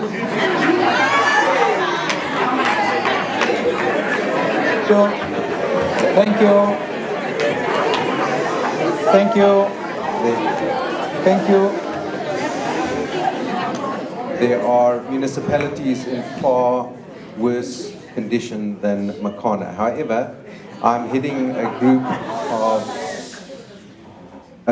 of civic organizations that has made application to have Makana placed under Section 139(5)(c) administration, which would dissolve the City Council, Mayor's Committee, and put in a full-time administrator to turn it around. I know a little bit about money, that horrible thing that the Prof alludes to, having been in business most of my life. I can tell you now that this debate may be hinging on the late side. Whilst we are debating the transformation of the university, in this case the name, we need to understand that the university itself is bleeding funds. Currently, this university, and my colleague, the Vice Chancellor, would know more about this, is bleeding funds to the tune of millions of rands a month. And unfortunately, if we don't have the funding in place to support this university and to achieve its goals, whether it's from the private sector, whether it's from the taxpayer, or grants, donations, this entire exercise in transformation is pointless. So I want to encourage everyone here to realize that these days in South Africa, it's not so much about a class thing. Today, it's about who has a job and who doesn't have a job in this country. And I'm in favor of creating jobs and creating abundance and creating wealth and growth, rather than debating issues around names and name changes. This is an amazing brand. As much as I dislike the person, as much as I have a history that goes against the name Rhodes. As you may be aware, in addition to being racist, he was also substantially anti-Semitic, and at one stage at the Rand Club in Johannesburg, no Jews or dogs were allowed. However, that aside, I think the important thing is the future. And what I would like to see is what, paraphrasing the African-American economist Thomas Sowell says, the problem isn't that the transformation movement doesn't understand economics. The problem isn't even that the transformation movement can't think rationally. The problem is that the transformation movement doesn't know what thinking is. They confuse it with feeling. Thank you very much. Thank you very much. Thank you very much. Can we give a chance to the panelists? Can we give a chance to the panelists to respond to the various issues? Sorry. Can I have your attention, sir, please? Thank you very much. All right, I'm going to pick on you, Mr. Mkondo, to start responding to some of the issues that you would like to respond to. I'm not going to assign any question to anybody. I'm going to open it up to the panelists to respond to any question. We can have one issue responded to several times, depending on the panelist disposition towards the various issues that have been raised. Mr. Mkondo, can you start, and then followed by Bao Songe Zile, and then we have Professor Mailan and Leroy, you will be last. Is that okay? Thanks. I think most of the comments made here are very good. They are very interesting. They can also be sort of accompanied by questions, such as, how much time do you spend here at Rhodes University thinking about the name? Is it 90% of the time? Or is it just 5% of the time? And then if it's 5% of the time, it means 95% of the time you spend it making sure that you are studying and you are concentrating on the reason why you are here. So if it is 5% of the time, we are wasting our time.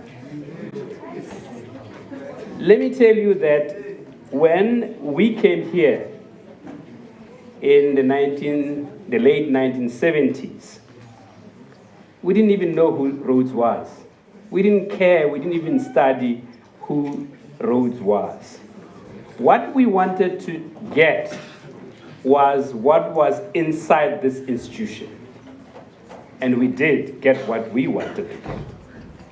So if some of you here come here for that, then it means that this debate is exactly what you're talking about, superficial. We're wasting our time if what we are here for 3 hours is only 5% of what you are here for. And then there was the comment about University of Limpopo. I gave University of Limpopo as an example of a conversation I had with a friend, not to undermine the institution.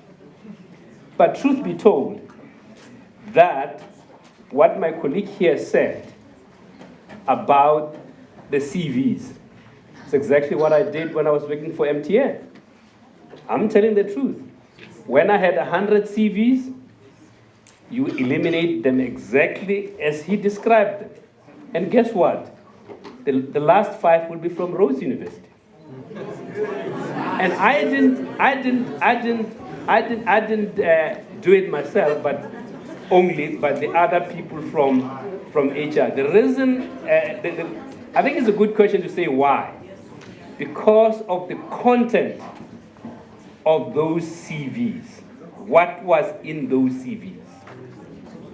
And surely, if you think about that, then, and guess what? The content was of what was in those CVs was not because of the name. It was because of the content of the education that they have received. Thank you. Colleagues, okay, can I just say this? You see, by interjecting and through the jeers, you are just depriving your neighbor of an opportunity to hear. It doesn't mean when you don't jeer, you are in agreement or that you are in disagreement. Let's just afford ourselves an opportunity to hear. Here's my last point. If I was looking for to employ someone who studied journalism or communications, even if I were to interview all of them, in my time, someone from Rhodes came first. It is not because of Rhodes University, the name. It is because of the journalism that they studied at the School of Journalism. So I didn't care about the name.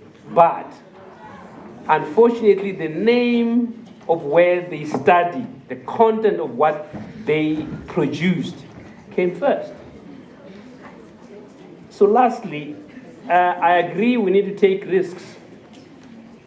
But let's just remember that if it took Rhodes University more than 130 years to build the brand, it will take another 130 for another name to build his brand.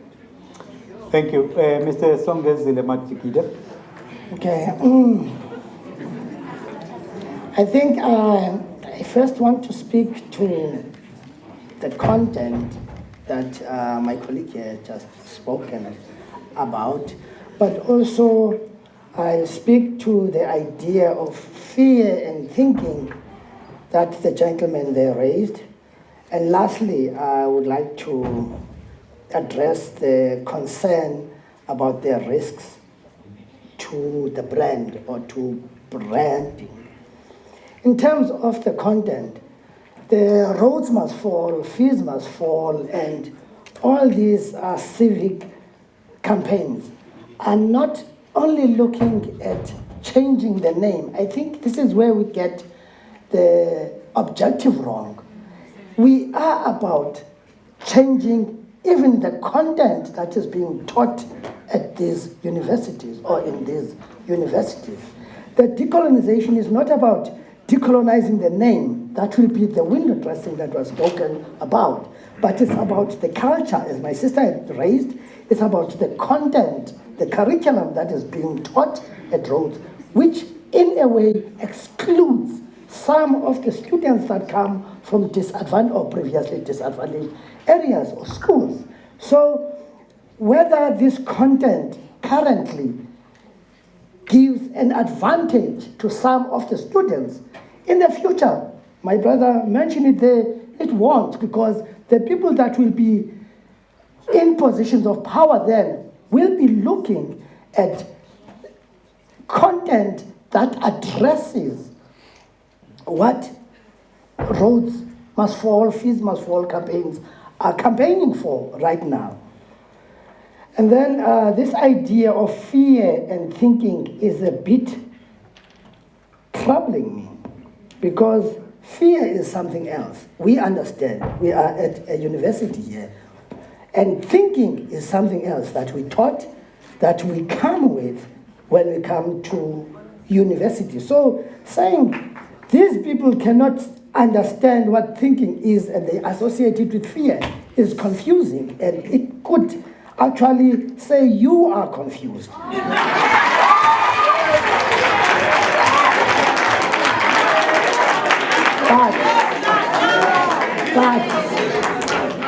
But in the case of risks and fear and thinking, how long are we going to sit and wait and think and not take risks while we are the ones that are suffering?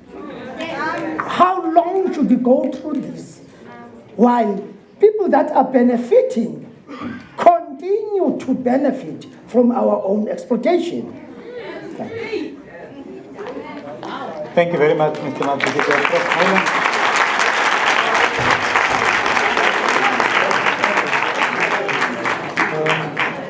I would just like to comment very briefly on the, I thought, particularly interesting input from the person in the front here about the institutional culture.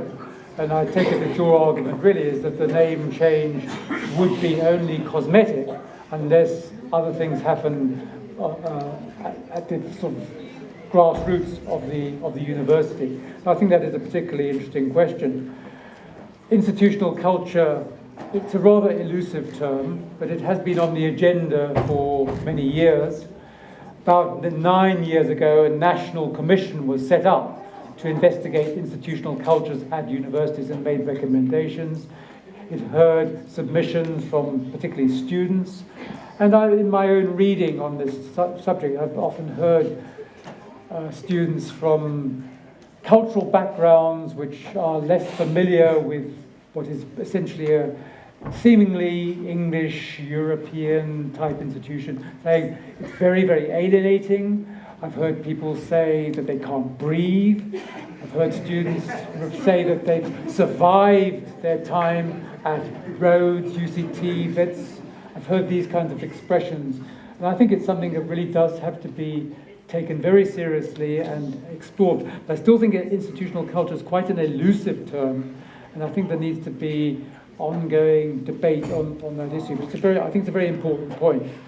The other point about Rhodes fleeting funds, we come back to the cost.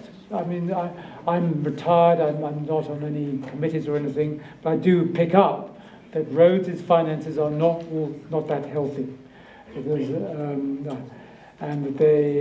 So once again, we come back to the cost issue. You may say, I want to have my cake and eat it, but it is a very fundamental issue, especially if it's merely a cosmetic change and it's going to cost millions.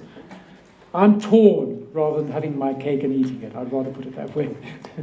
Thank you. Leroy? Thank you. I'm going to try and touch on as many issues as possible that were addressed to me and the other speakers.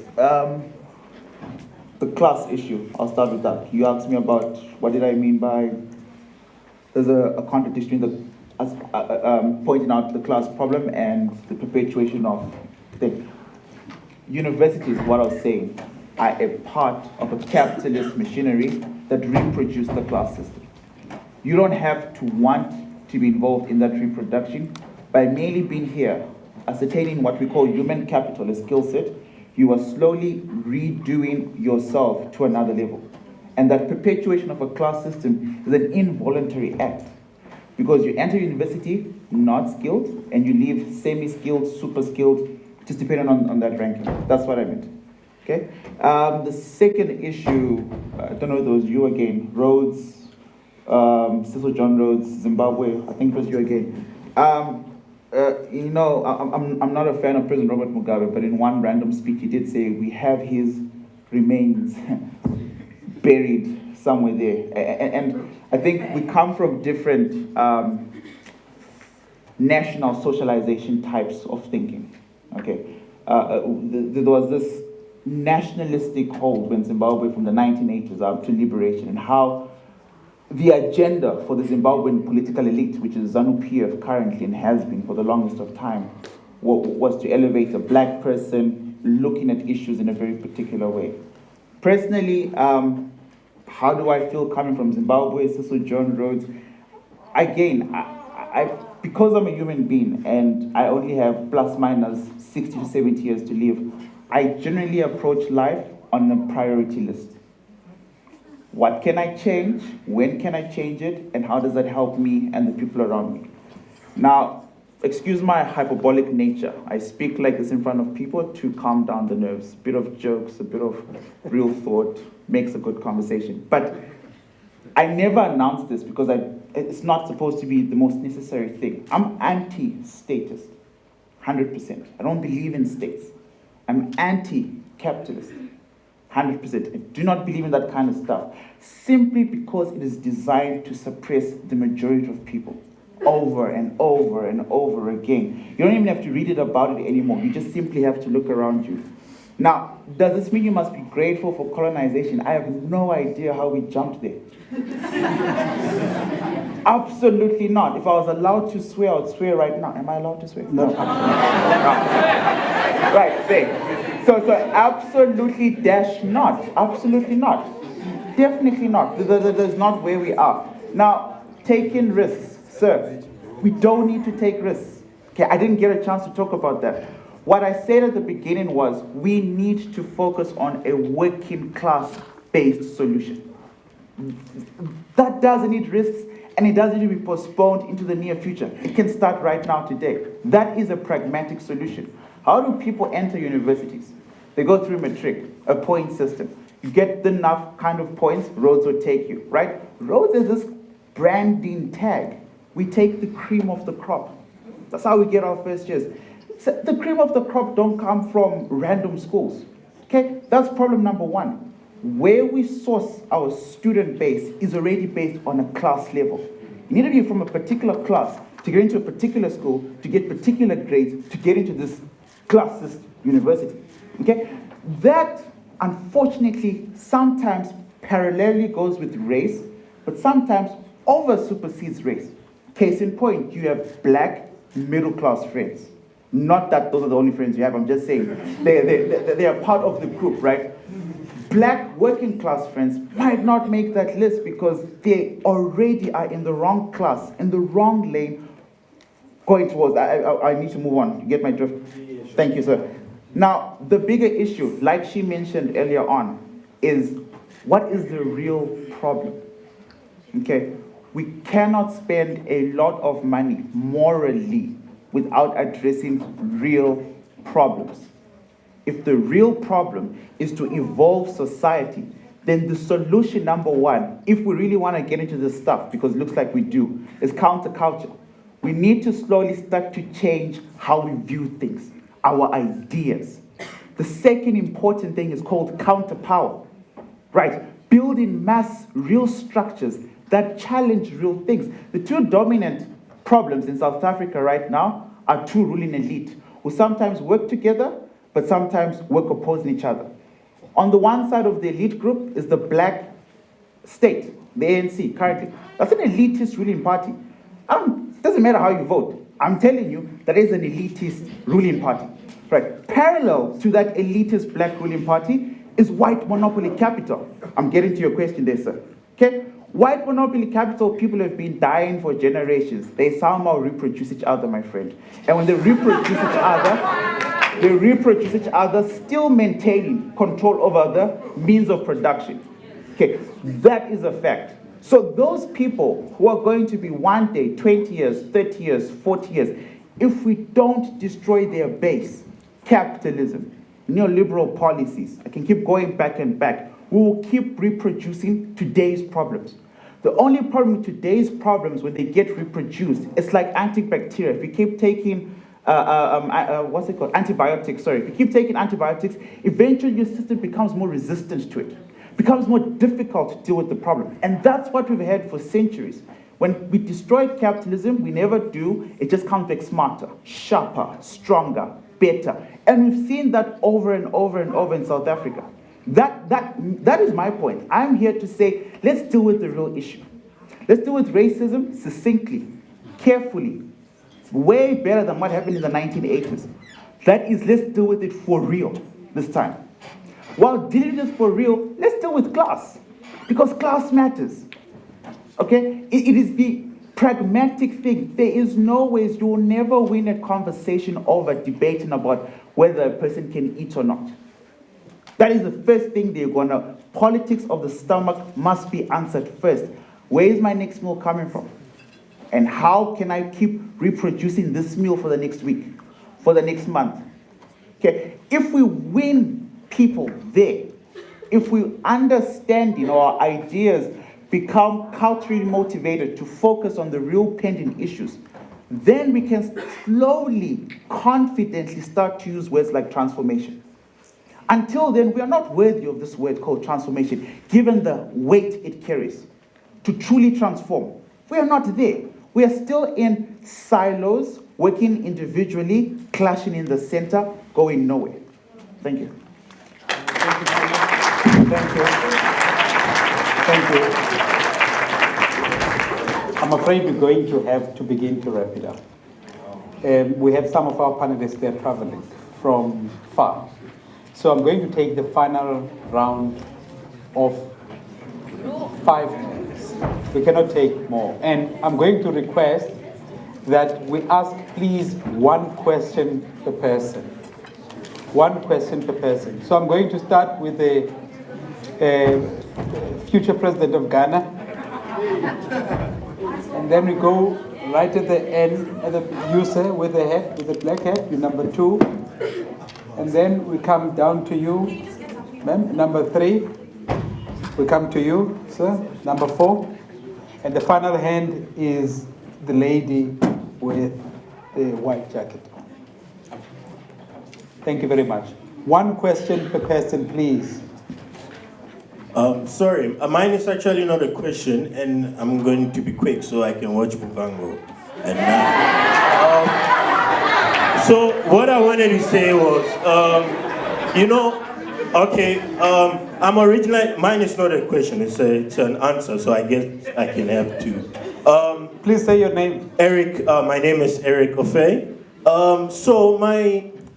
I'm originally from Ghana, but I'm a South African citizen, and every time I get a little bit, not exactly uncomfortable, but I'm always like, when it comes to especially this name change thing. And I agree with some of the stuff Leroy was saying, and even what President Mbeki said during that interview, is if a problem is not diagnosed, its cure will be wrong.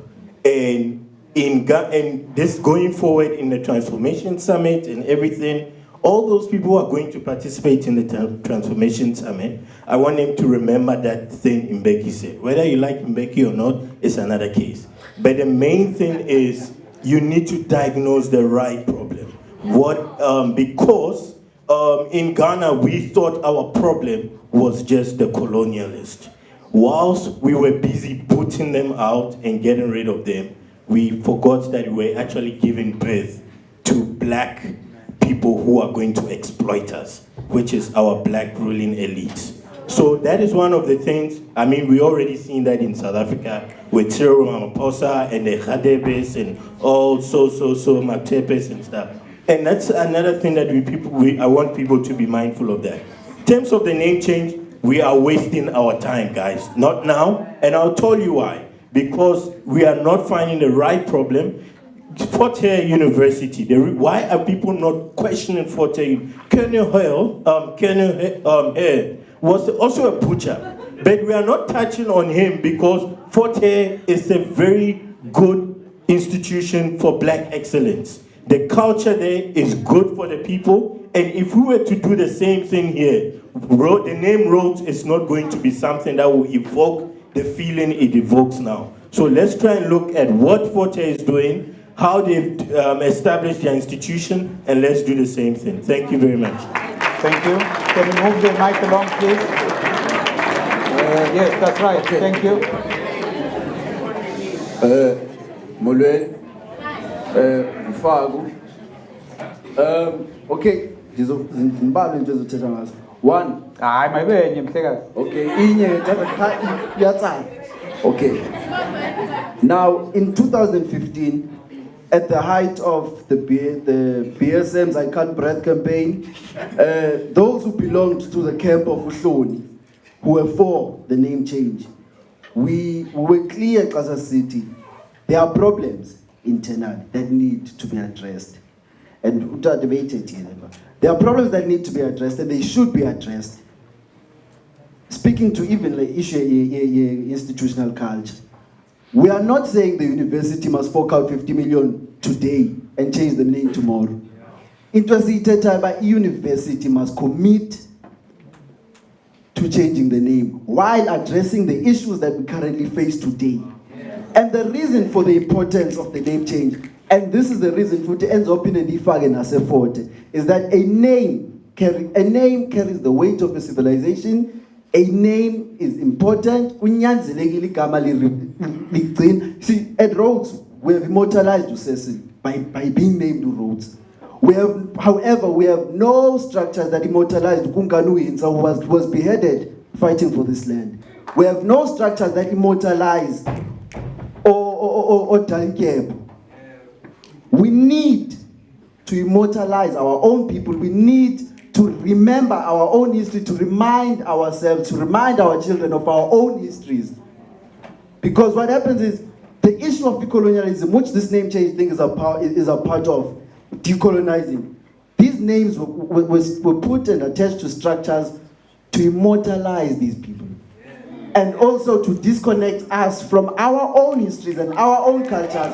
Now, part of decolonizing is to then remember us, not to dismember, but to remind us that actually I descend from Uyins, I descend from Ufagu, and those people live particular ways, they have particular values, and those are values that we must remember. I speak because we have gender issues that we have. Fine, we speak of these things daily, but because of the way society is structured, there are very few of us who know of Umkabaiga Jam. and what his significance was to the Zulu, to the Zulu tribe or Zulu nation. These are things that are important. Secondly, in 2017, when the workers were protesting, I do not understand when management says we don't have money, because there are people who get paid to bring money to the institution. If I, as a person who works at the kitchen, refuse or fail to cook or fail to dish up, I will get fired and I will be replaced. Where are these people who are supposed to bring money to the institution? And what are they doing? If they are failing, why are they not being disposed of?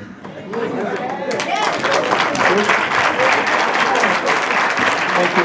Number 3. Thank you. Please proceed. Amandla. Please ask your question, ma'am.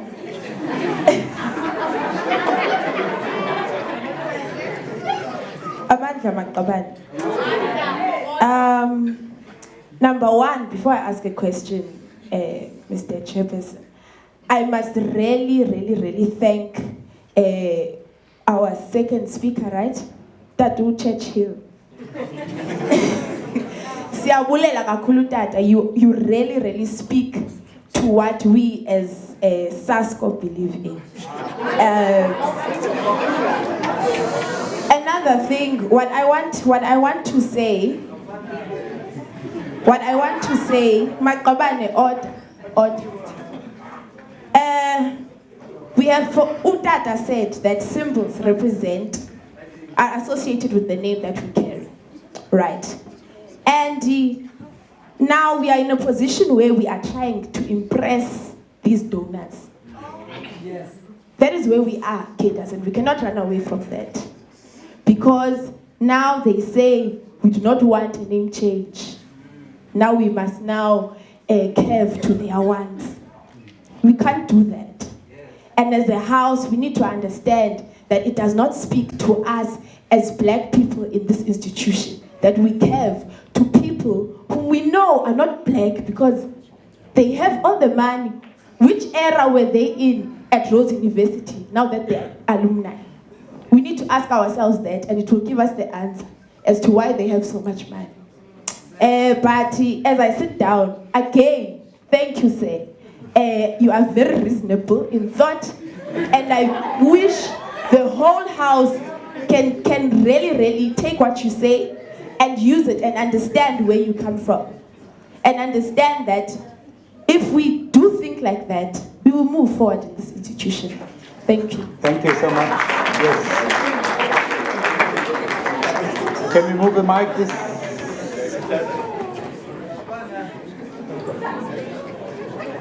Thank you very much. My name is Wesley Seal.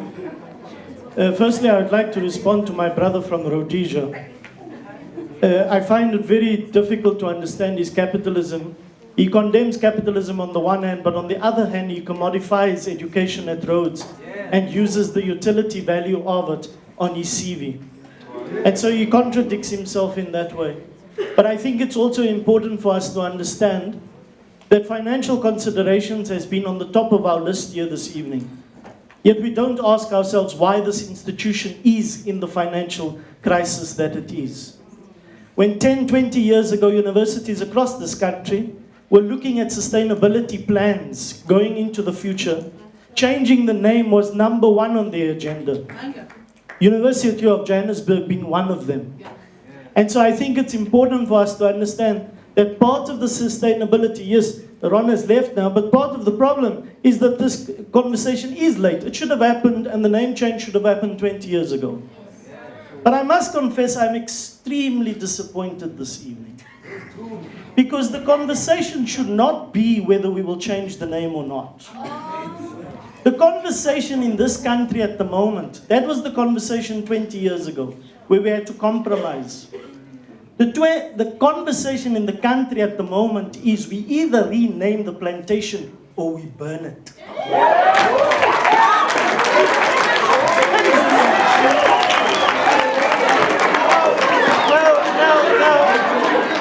Thank you, thank you. Thank you. I'm not for one moment am I advocating that we burn the plantation. But I am very, very scared if we sit in this elitist space and we discuss these things as if we can afford to discuss them. Because my fellow South Africans must remember one thing, that just as the Rhodesians left South Africa, the Zimbabweans will leave South Africa, the Ghanaians will leave South Africa, and what will we be left with? Plantations. And why? Because we didn't want to transform them. Thank you. Okay, the final question. Can you move the mic to the right, please?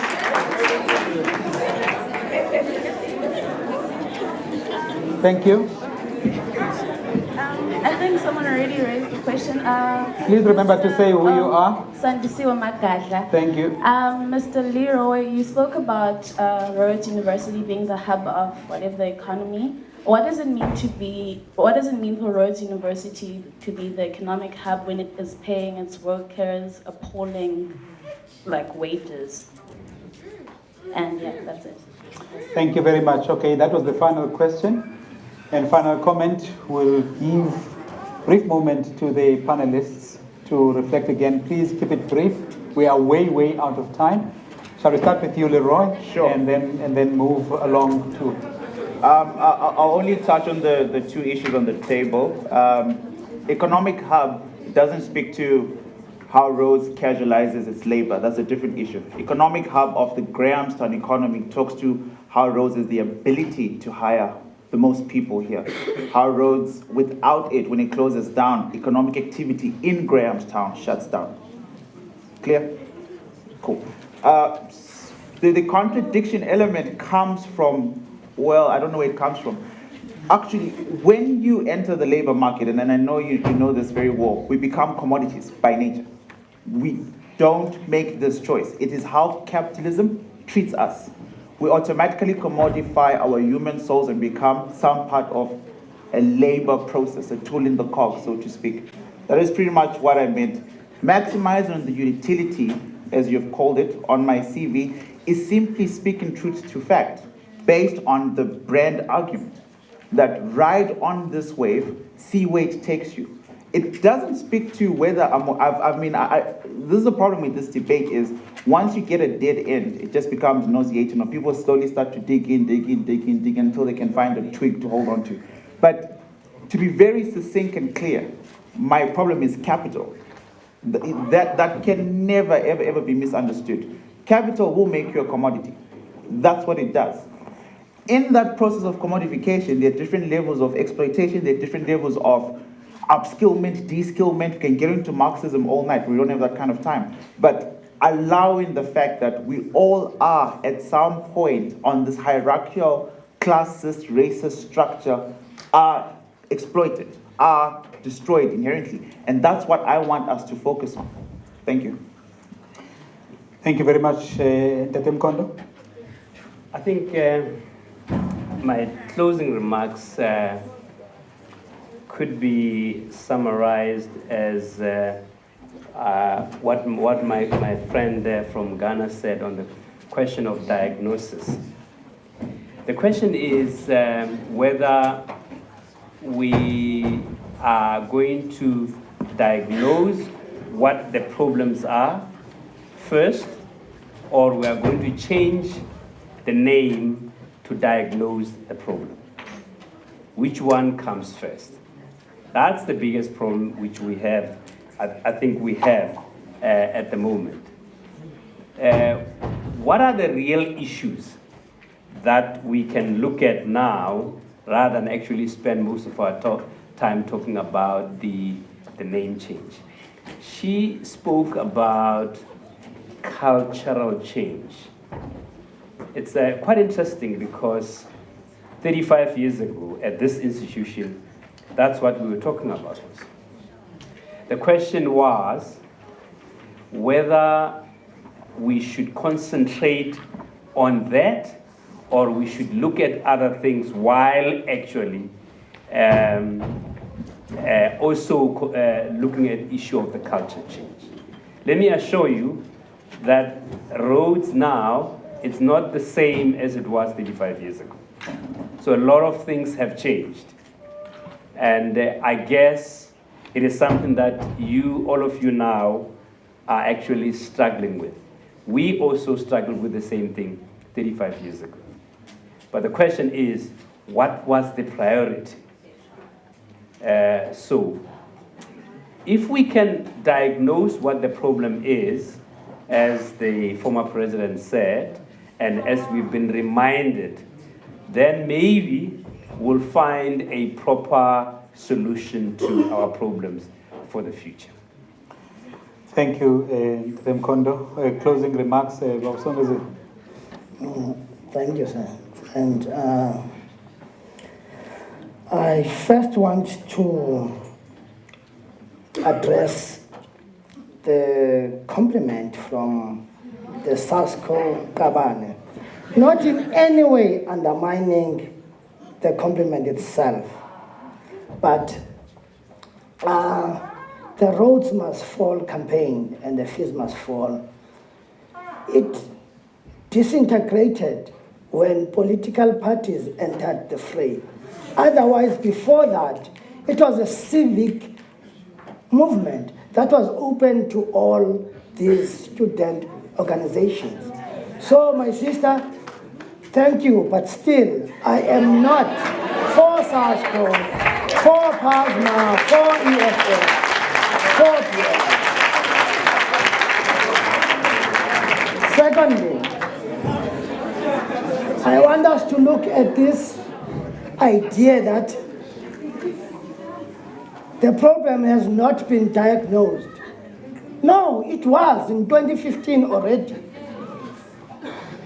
My friend there said a very important point here, that we are not at the stage where we should be discussing whether the name should be changed or not. We should be discussing when is the name going to be changed. Yes. One. And the problem we should remember, when Fees Must Fall turned into, or when Rhodes Must Fall turned into Fees Must Fall, excuse me there, the students from all these universities sat down and developed a plan on how to decolonize these institutions. And they laid this plan out for the Department of Education to consider. We haven't had any response from the Department of Education. My colleague here, Leroy, as well, mentioned 4 very important points: counterculture, counterpower, means of production, and capitalism, fighting capitalism, or the struggle against capitalism. I think Rhodes Must Fall has done that. It became a counterculture to colonialism. It became counterpower to administration. It challenged means of knowledge production in all our institutions.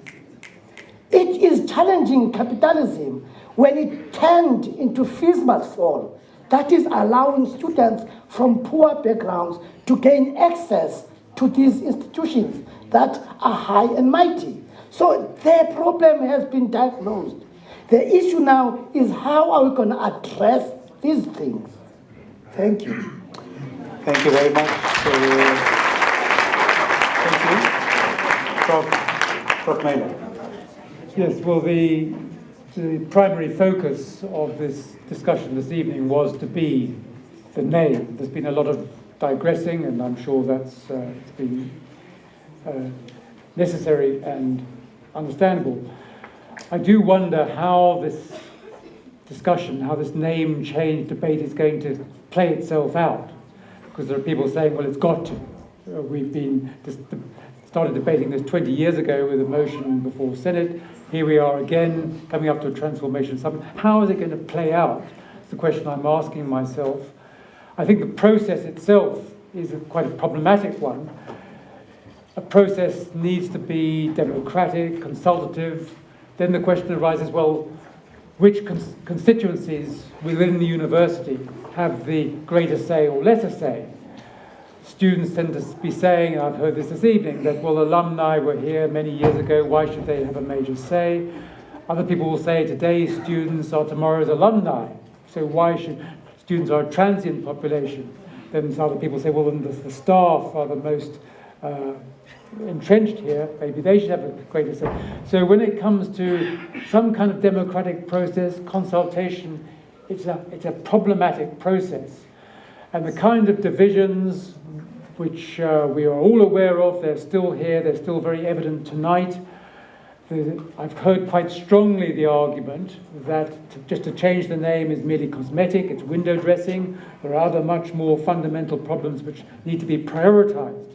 And I think the prioritization needs to be thought through very, very carefully. What are the real issues here at Rhodes? Do we want a university with a fancy new name, which stays much the same, or do we want a university which really changes fundamentally, perhaps for a while keeps the name? Those are very, very tricky issues, and I think I would like to see, I mean, the university has been doing this for years. They've been having colloquiums, they're having imbizos, they had a summit in 1993, out of which nothing came. I think the forthcoming summit is going to be very important. I'm not sure what's going to come out of it, given the kind of divisions and debates that are going on. So it's a very, very tricky process, and I think one needs to be conscious of that. Thank you very much. Ladies and gentlemen, let's give a warm round of applause to our panelists. Thank you so much. Thank you. Can I just quickly thank the following people? Thank you very much, Ms. Nakolo Ntapo, and the Directorate for Equity and Institutional Culture for the opportunity and for remaining true to an open process. Thank you very much to the colleagues from the Division of Communication and Advancement for the concept. We'd like to thank the technical team, and thank you each and every one of you. Have a good evening.